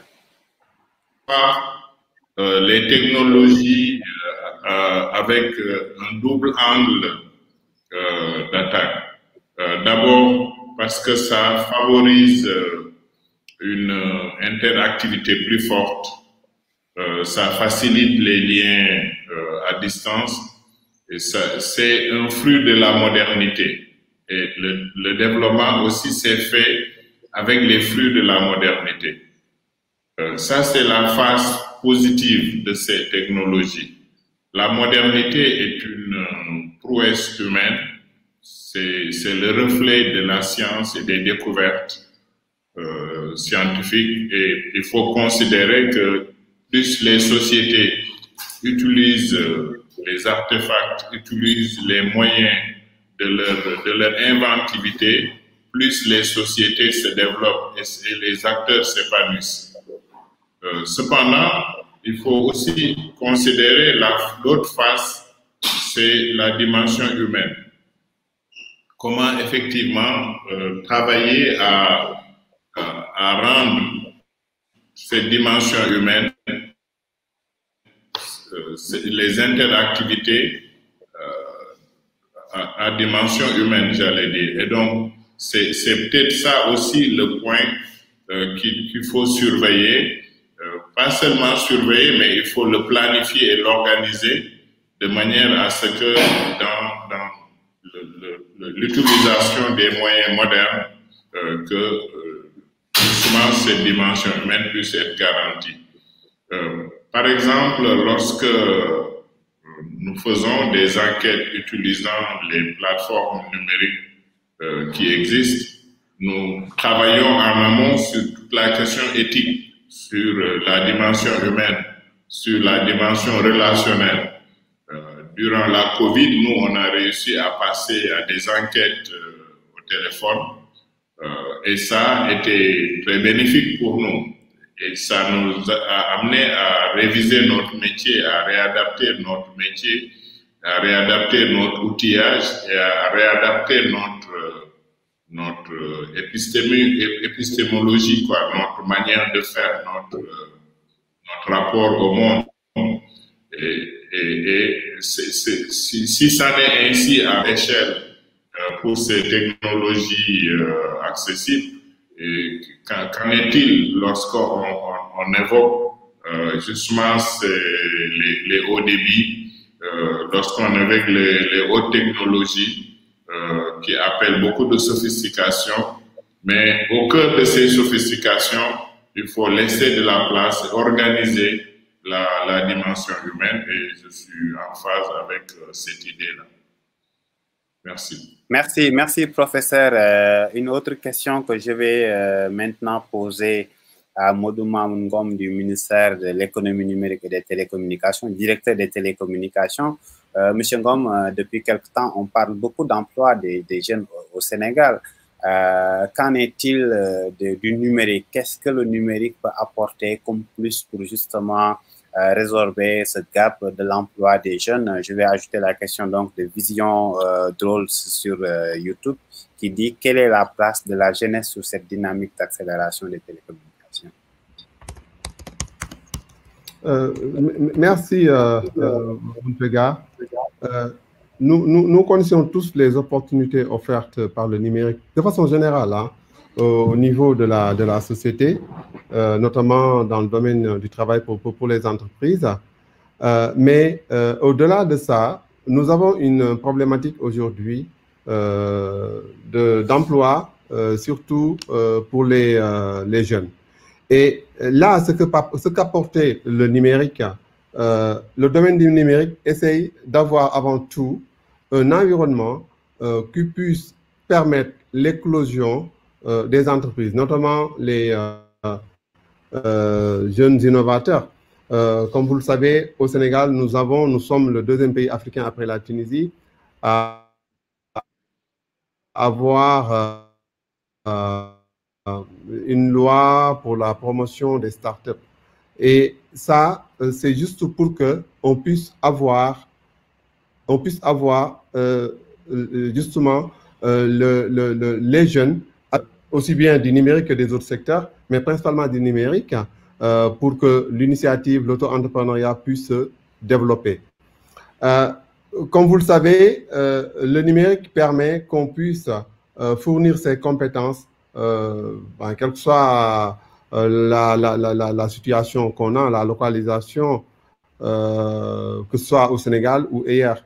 Et ça, justement, ça permet à nos jeunes de profiter de toutes les opportunités offertes par le numérique. Aujourd'hui, il y a beaucoup de métiers qui se développent grâce au numérique. Il y a des métiers qui sont liés au web, c'est-à-dire spécifiquement par rapport à Internet. Il y a d'autres métiers aussi qu'offre la virtualisation. Le fait qu'on puisse, à distance, pouvoir proposer ces services. Et ce qu'on a vu sur le télétravail était un exemple, en fait, des opportunités offertes par le numérique à tous les acteurs, mais principalement aux jeunes, parce que c'est les jeunes, souvent, qui sont porteurs d'initiatives à travers le numérique que dans d'autres secteurs. Et ce que je dirais justement aussi par rapport aux opportunités offertes par le numérique dans la création d'emplois, aujourd'hui, le gouvernement a plusieurs initiatives liées au numérique. Et ceci, c'est vraiment pour qu'on puisse avoir, qu'à travers les usages, avec tous les services qui sont possibles. Au niveau gouvernemental, il y a la dématérialisation des services, qui est un fait. il y a aujourd'hui une utilisation accrue du numérique, aussi bien par les citoyens que par les entreprises. À titre d'exemple, juste, je dirais que la capacité en bande passante Internet est passée de 215,5 gigabits par seconde en 2019 à 380 gigabits par seconde en 2020. Bien sûr, le contexte de pandémie explique cette forte utilisation, mais au-delà de ça, il y a un fort accent qui est mis sur le numérique et qui est de plus en plus utilisé par les jeunes ou bien par les différentes structures qu'a l'écosystème du numérique, pour ne pas dire l'écosystème de l'innovation. Il y a l'arrivée des technologies émergentes, telles que l'Internet des objets, il y a le big data, il y a le commerce électronique, il y a aussi les finances mobiles qui ont un impact considérable dans notre économie. Et tout ceci constitue des opportunités que pourront utiliser les jeunes pour vraiment trouver leur place par rapport aux opportunités offertes par le numérique. Donc, il y a différentes possibilités qui sont offertes par le numérique. Et aujourd'hui, au niveau gouvernemental, nous avons le parc des technologies numériques. On a un développement des data centers. Le Sénégal en comptera bientôt 4 à la fin de cette année. Il y en a 2 du privé avec Orange et Free. Il y a le data center de l'ADIE au niveau de Diamniadio qui sera inauguré au mois de juin et le data center du parc de technologie au mois de décembre 2021. Et tous ces 4 data centers sont des data centers tiers 3. Ça aussi nous permettra de pouvoir attirer des multinationales et de pouvoir développer les téléservices et justement développer l'emploi des jeunes, notamment à travers les services BPO que nous compterons faire aussi éclore au niveau du parc des technologies numériques et des différentes infrastructures à mettre en place, comme j'ai dit, aussi bien infrastructures réseau. On a les 4 opérateurs qui ont la 4G aujourd'hui. Il y a eu des tests en 5G qui ont été faits par 2 opérateurs parmi les 3 au mois de novembre 2020. Tout ceci constitue vraiment des opportunités qui seront utilisées. Et je terminerai par dire aussi qu'on a le supercalculateur de 537 pétaflops qui est maintenant opérationnel avec le ministère de l'Enseignement supérieur, de la Recherche et de l'Innovation. Donc, toutes ces opportunités seront vraiment constituer des opportunités pour que les jeunes puissent mieux investir le numérique et puissent en profiter au maximum.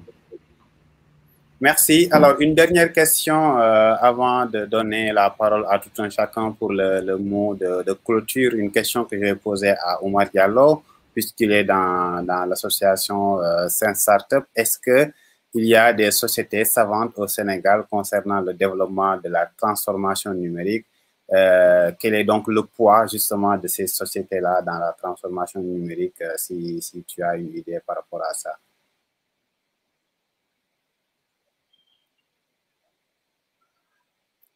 Alors, on n'a pas le son, Omar, le micro. C'est bon?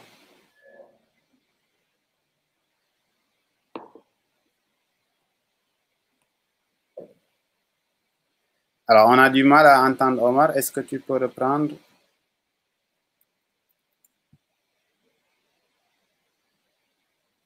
On n'entend malheureusement pas. Je ne sais pas si les autres l'entendent, moi non. Nous aussi, on l'entend. Oui. Omar, on ne t'entend pas. Alors, je vais, en attendant que ça marche, je donne la parole à Bassirou de Sonatel. Est-ce que Sonatel accompagne également des startups? Peut-être que la même question pourra être posée à Mme Soumaré Noumbe. Quel est justement le poids de ces entreprises-là? Quel est le poids de ces structures qui évoluent justement dans le secteur de la transformation? Oui, Mountaga, merci. Je voulais, à travers cette question-là déjà, développer quelque part aussi par Omar Diallo, qui a eu du mal à sortir son son. Il nous avait prévenu qu'il n'avait pas le jus d'orange là. Je le taquinais en disant qu'il avait tort. Mais il me donne la preuve. Mais pour le rassurer et en répondant à cette question, laissant Noumbe peut-être aller plus de détails sur l'accompagnement des PME. disons, l'écosystème numérique, hein, dire effectivement, je crois pouvoir dire au nom de quand même, monsieur le directeur général, et au nom de la directrice des opérateurs et des relations internationales qui porte la stratégie connectivité de ce côté-là, Madame Fatoumata Saadien, et pouvoir dire effectivement, rassurer Omar Diallo et tous que les investissements pour plus de disponibilité et d'accessibilité en termes de tarifs, en termes de QoS, effectivement, vont être poursuivis. Hein. Ça s'est développé, ça se faisait déjà très bien avant la suite de la pandémie. Mais la pandémie nous a effectivement montré un peu la nécessité de renforcer cela. Mamoun de Télécom a parlé de la bande passante Internet. C'est, je pense, un indicateur qui peut être suffisant. En 2018, déjà, il y a 2 ans, on était autour de 180 gigabits. Hein. Aujourd'hui, on est à environ 500, multiplié par 3 en 2 ans. Et ça, c'est beaucoup d'investissements dans les câbles sous-marins. Au niveau des satellites, on est en train de réhabiliter. Il y a des satellites au niveau en faisant de Gandoul encore un up. Hein, et d'autres infrastructures, augmenter encore davantage ses capacités et ses disponibilités. Mais pour taquiner encore M. Diallo, ces investissements-là, il faut bien qu'on puisse... ça coûte de l'argent et effectivement, il faut bien qu'on puisse le faire. Le panel qu'on a développé depuis 17 heures nous montre que c'est encore nécessaire, encore plus utile d'en faire davantage. De Sonatel, effectivement, en fera davantage. Et ça demande de l'argent. Donc, d'où la nécessité pour une société comme Sonatel de pouvoir être rentable, pour pouvoir faire ces investissements et offrir ces disponibilités en termes de QS, de tarifs, de ces capacités-là. Et il faut les financer et pouvoir effectivement, après avoir rentabilisé, M. Diallo parlait de la fondation, donc renforcer les actions de mécénat.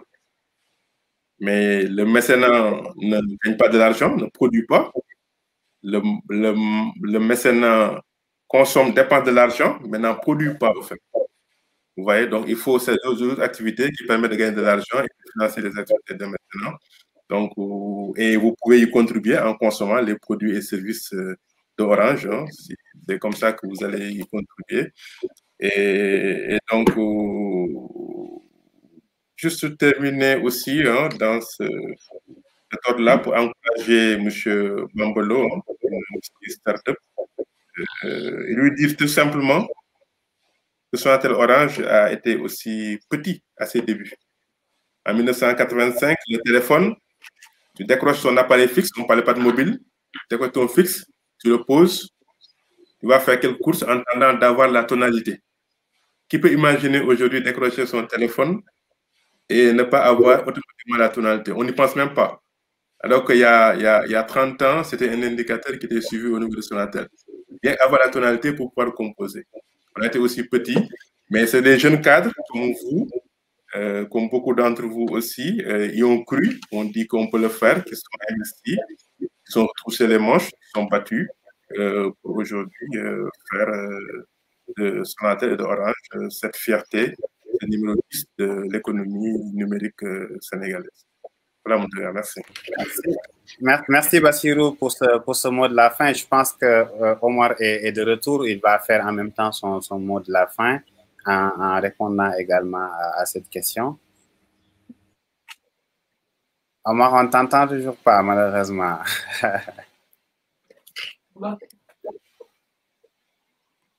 Malheureusement, on ne l'entend toujours pas. Alors, Bambalo de Paps, Bassirou l'a dit. Hein, ah, enfin, on l'a, oui. Vous n'allez pas nous lâcher comme ça. Hein. C'est bon.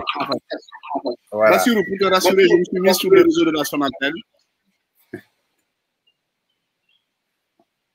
Parfait. Ok, alors, pour la question de tout à l'heure, ça attire mon attention sur une chose aujourd'hui, la loi sur les startups. Vous savez, nous sommes à l'origine de cette loi-là, appuyée par l'ADER, la Banque mondiale, IFO Policy. Mais je voulais juste rappeler les personnes, c'est depuis cette loi, en fait, a été votée depuis le 18 novembre 2019. D'accord?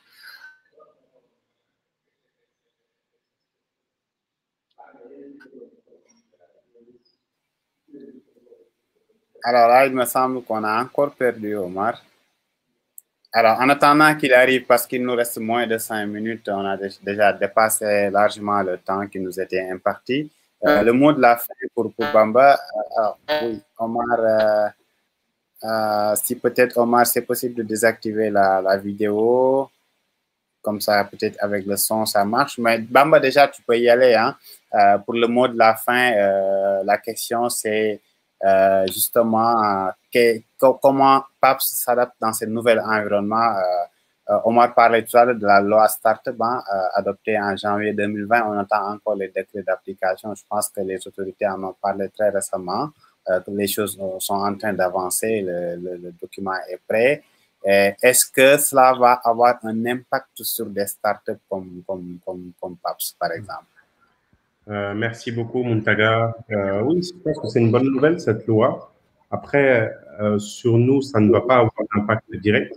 On n'est plus forcément considéré par la loi comme une start-up. Nous, finalement, une start-up, c'est plutôt une philosophie pour nous.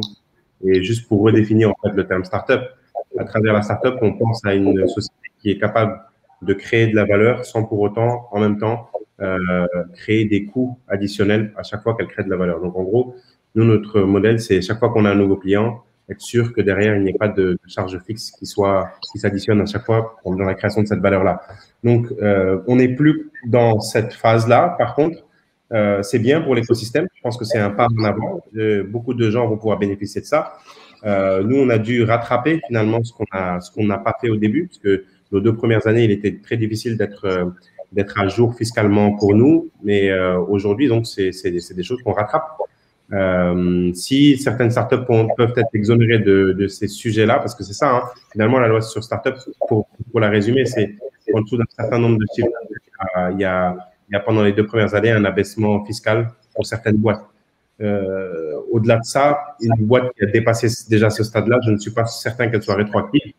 Et à partir d'un certain chiffre d'affaires également, je ne suis pas certain non plus qu'il y ait un impact sur la startup. Donc, à mon avis, c'est un bon début. Je pense qu'elle doit être étoffée encore. C'est pas fini. C'est bien d'avoir un premier pas. Il y a beaucoup d'autres choses qui doivent être améliorées pour les startups. Et je pense que le point le plus important pour les startups, c'est d'avoir du business aujourd'hui. Donc, peut-être qu'il faudrait aussi travailler sur une préférence à des sociétés nationales, à des boîtes nationales d'un certain âge, d'une certaine date de création, pour avoir accès à certains marchés sur lesquels on est d'office exclu aujourd'hui lorsqu'on essaie de soumissionner. Ou alors, si ce n'est pas exclu parce qu'on n'est pas compétitif, que le régulateur lui-même intervienne en disant ben non, c'est un domaine réservé. Et là, je pense clairement au domaine de la RTP. On voit de plus en plus, si on regarde le secteur qui a le plus créé d'emplois depuis la crise du Covid, c'est bien notre secteur d'activité, de logistique urbaine. Bah, dans ce secteur-là, au lieu de taper sur des jeunes qui ont acheté un scooter et qui, effectivement, sont illégaux sur les textes, il faudrait peut-être réfléchir à quelle manière on peut réussir à accompagner cette nouvelle création d'emplois et réussir à faire en sorte que l'État y trouve son compte. Peut-être que c'est juste une carte professionnelle comme les taximans, peut-être que c'est d'autres choses. Mais à mon avis, l'État doit vraiment gagner à voir ce que font les startups sénégalaises, parce que les startups sénégalaises sont prises comme des exemples sur le continent africain. Et je pense qu'il est temps pour nos aînés et pour l'État de regarder de plus près et d'arrêter d'avoir un regard infantilisant en nous encourageant. Parce qu'aujourd'hui, ce dont on a besoin, c'est du business. Je pense que c'est des vrais entrepreneurs avec lesquels vous discutez. Et c'est important voilà, que tout le monde puisse être conscient de ça et nous donner la valeur qu'on mérite. Je pense qu'Omar sera d'accord avec moi là-dessus. Et voilà, c'est un combat qu'on mène tous dans nos différentes sociétés et dans les écosystèmes. C'est un combat qui est mené à l'international la plupart du temps. Je suis content de voir que la Sonatel, en tout cas, œuvre vraiment. Et ça, c'est du concret. Il y a vraiment des choses qui sont faites auprès de la Sonatel. Nous, on bénéficie d'Orange Innovation Challenge. On bénéficie d'Orange Fab. On discute avec la Sonatel sur des vrais projets qui nous apportent et qui leur apportent. Et on est noté sur notre performance. Donc, on est même poussé à l'excellence. Donc, ça, c'est quelque chose qui est extrêmement positif. L'écosystème a besoin de ça. Nous, vous inquiétez pas, on va continuer à se battre et à tout faire pour être les plus belles sociétés ou les plus belles startups du continent. Voilà. Merci, Bamba. Alors, une question au professeur Abdou Salam Fall, également son mot de la fin. Bamba a bien expliqué un peu la philosophie des startups. Est-ce que, selon vous, sociologiquement parlant, tous les jeunes peuvent se mettre dans l'entrepreneuriat, créer des startups, ou bien il y a des jeunes qui ne sont pas destinés du tout à ça, il faut qu'ils soient employés quelque part? Quelle est la vision sociologique de tout ça? Oui, je vous remercie. En fait, je fais partie des intellectuels qui pensent que nous pouvons amener tous les jeunes, tous les apprenants à réussir. Si je suis dans une amphithéâtre et que 98% réussissent et que 2% ne réussissent pas, je considère que j'ai échoué. Parce que c'est notre rôle d'amener tous les jeunes à réussir.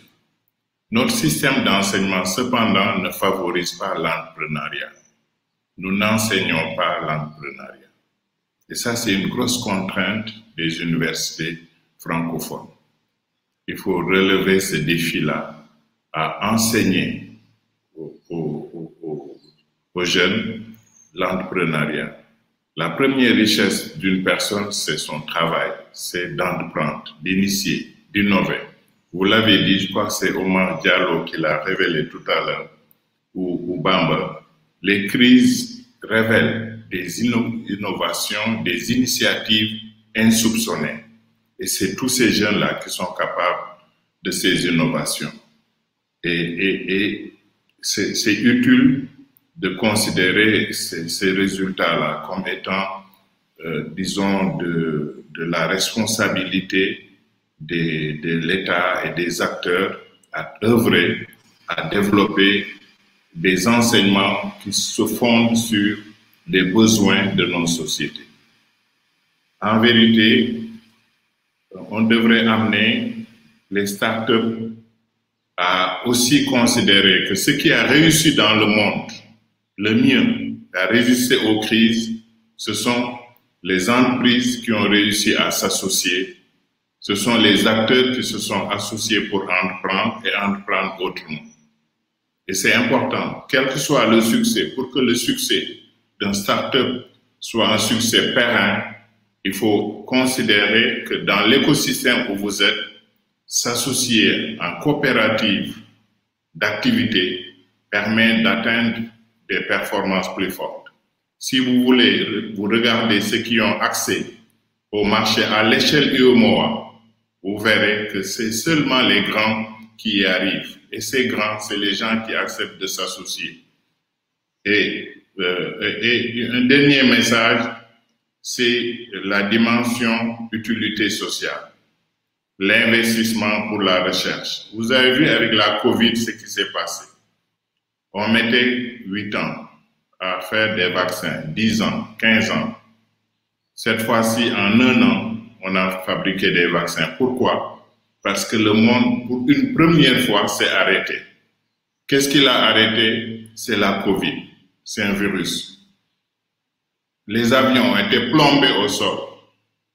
C'est la COVID. Pour une seule fois. Et c'est à ce moment que les gens se sont rendus compte que les secteurs sociaux dont on considère qu'ils ne sont pas rentables peuvent être vraiment rentables si on investit dedans. On investit dans la recherche et on fait en sorte que dans un temps court, la massivité des investissements amène à valoriser les résultats de la recherche pour faire des vaccins.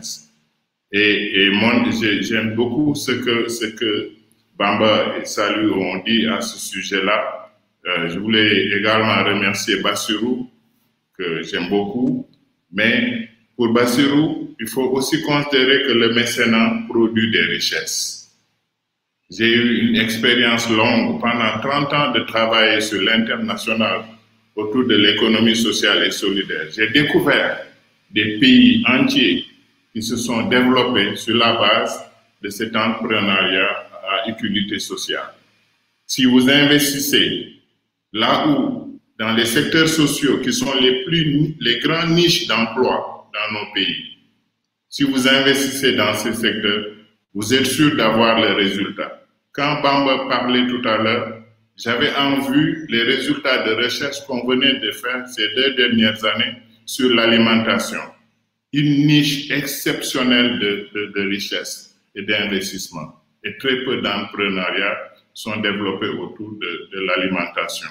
Regardez nos forêts, des ressources extraordinaires qui peuvent permettre l'alimentation, une saine alimentation, des ressources de toutes sortes.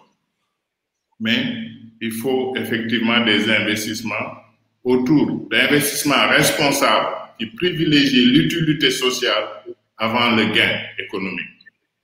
À mon avis, si on veut des sociétés humaines, des sociétés épanouissantes, il est utile de considérer qu'un investissement économique doit d'abord viser l'utilité sociale.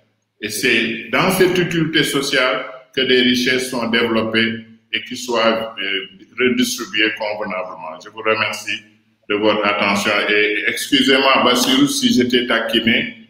Comme vous êtes dans une grosse entreprise, pensez aussi que justement le niveau d'investissement, le jour où la Sonatel aura démontré que 10% de son chiffre d'affaires est orienté vers l'accompagnement des jeunes entreprises autour de la responsabilité sociétale d'entreprise, on pourra effectivement applaudir. Mais je pense qu'on est encore loin de ça. Je vous remercie. Merci. Merci, professeur, pour cette conclusion. Avant de donner la parole à Omar Diallo, je la donne d'abord à Modou Mamoun Ngom et puis Madame Soumaré va clôturer. Votre mot de la fin?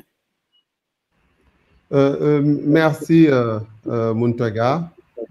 Comme mot de la fin, je dirais que actuellement, la transformation numérique est de plus en plus une réalité dans notre pays et surtout par rapport à la période où nous sommes actuellement liés à la pandémie et qu'il faut davantage pouvoir accompagner nos entreprises, que ce soit des PME ou des startups, pour que la transformation digitale puisse être endogène, c'est-à-dire avec des solutions endogènes.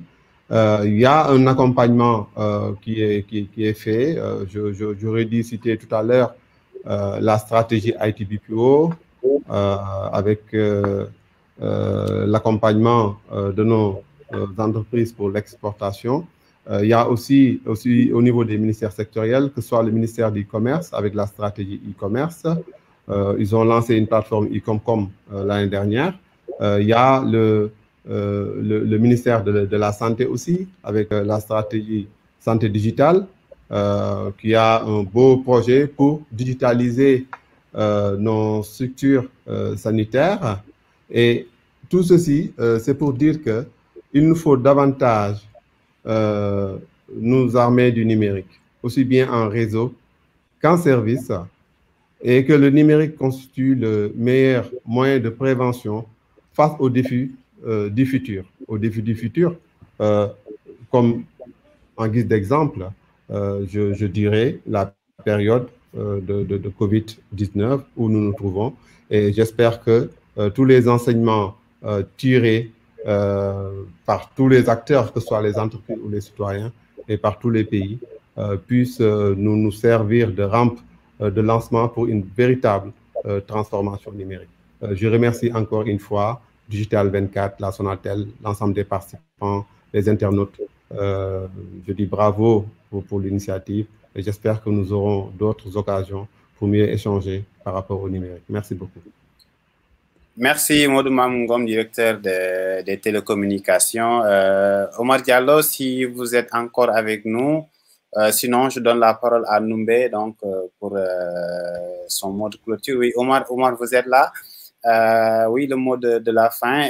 Tout à l'heure, le professeur parlait de la formation dans l'entrepreneuriat. Tu me disais en off que c'est prévu déjà pour l'année prochaine. Est-ce que tu peux revenir sur ça? Alors, c'est pour rassurer le professeur Abdou Salam Fall, en fait. Aujourd'hui, le ministère de l'enseignement professionnel a déjà fini de boucler le programme de BTS en entrepreneuriat. Moi, je faisais partie des consultants dans le cadre en fait de la conception de ces curricula. Ça, c'est pour vous rassurer qu'en fait que les gens y pensent. Et je suis également très d'accord avec vous lorsque vous dites qu'aujourd'hui qu'en fait la RSE peut être facteur de source de revenus. Mais moi, ce que j'ai à dire de plus aujourd'hui, avant, il y avait que la Sonatel ici. Hein. Ça, il faut se le dire. Avant, nous, les startups, notre seule tribune, c'était la Sonatel avec des Orange Fab et autres. C'est récemment maintenant qu'on a eu en fait l'apparition de la DER qui a beaucoup aidé et qui a eu également toute cette éclosion-là. Pour moi, la meilleure création aujourd'hui a été d'avoir la DER et la Sonatel en même temps. Si beaucoup de structures aujourd'hui emboîtent le pas à ces deux structures, c'est parce que c'est des structures qui ont déjà fait des résultats. Mais je pense que aujourd'hui, l'avantage que nous avons, c'est quoi? C'est cette loi. Mais force est de constater que la loi a été votée plus rapidement que son application aujourd'hui. Nous avons pris du temps aujourd'hui à voir les décrets d'application. Et ça, c'est vraiment un message solennel que je lance parce que ce que Bambalo évoquait tout à l'heure, ça se trouve dans la loi à son article 8, c'est la commande publique.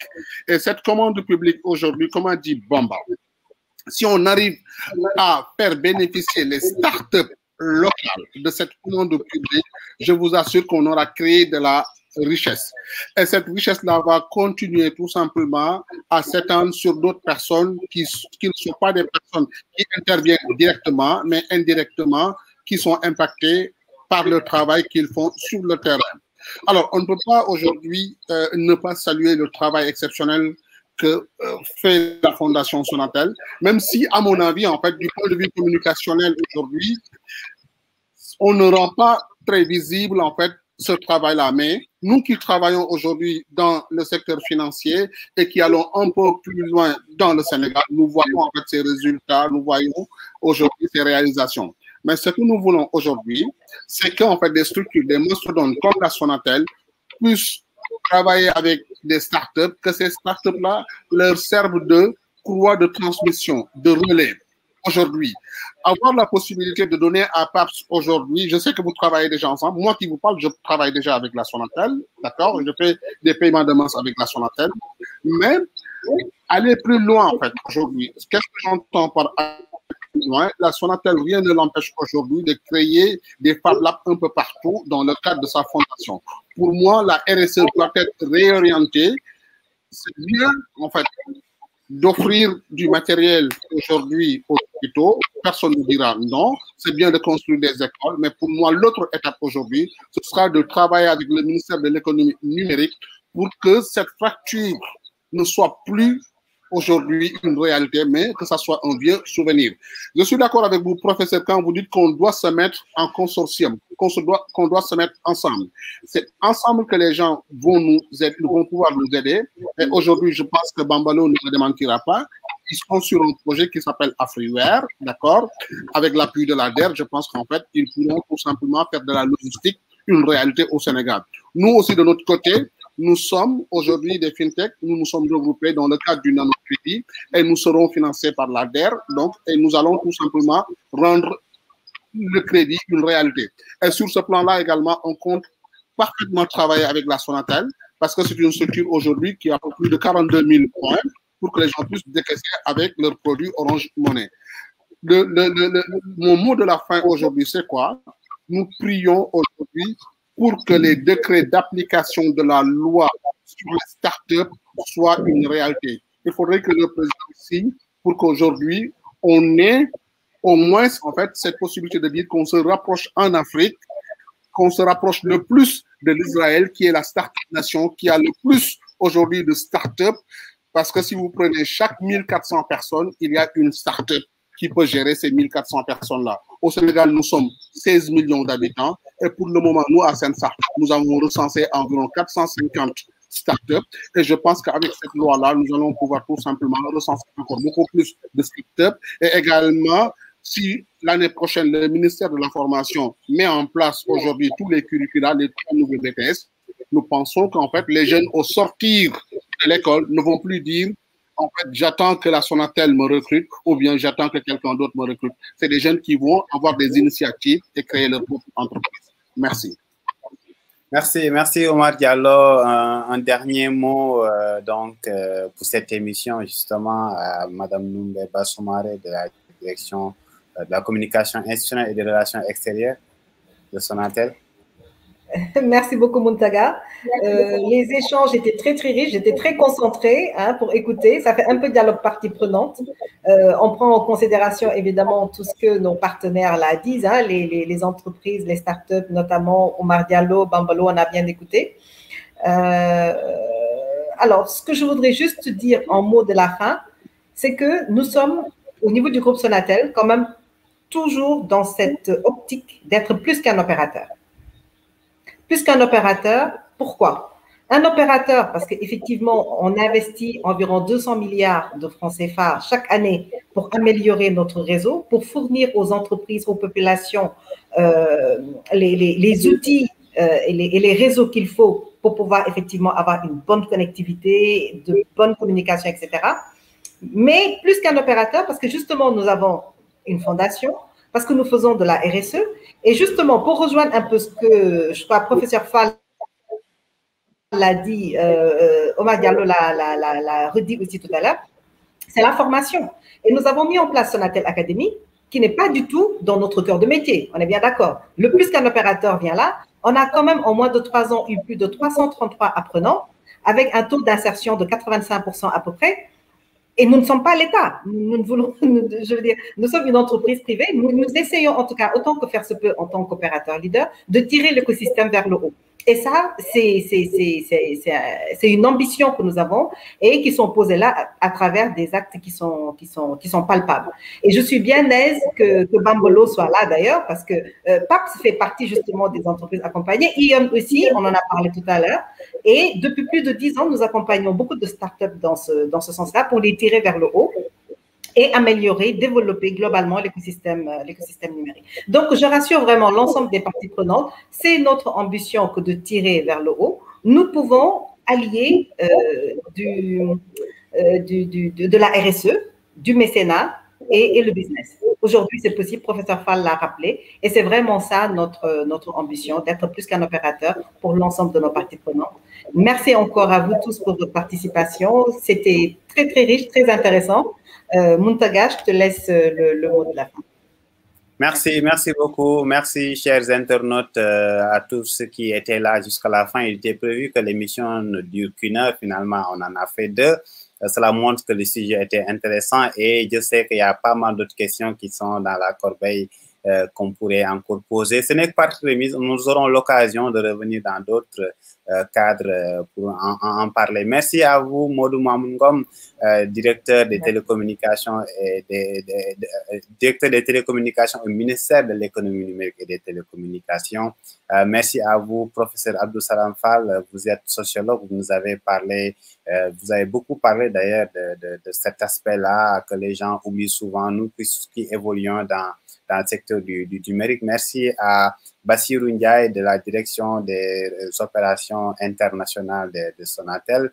Merci à vous, Omar Diallo de ID Smart et de l'association Sense Startup. Merci également à Bambalo, CEO de la startup PAPS. Merci également au docteur Abdou Khardlo qui était avec nous, qui a malheureusement dû partir à cause d'autres engagements et de Access Partnership. Merci à vous tous, chers internautes qui nous avez suivis sur la chaîne YouTube du groupe Sonatel, du compte Twitter de Sonatel et la page Facebook de Digital 24 et aussi pour ceux qui suivent le replay sur la chaîne YouTube de Digital 24 sur digital24.tv. Merci à toutes et à tous et à très bientôt. Merci. Au revoir. Merci. Au revoir. Merci, au revoir. Merci beaucoup, chers amis.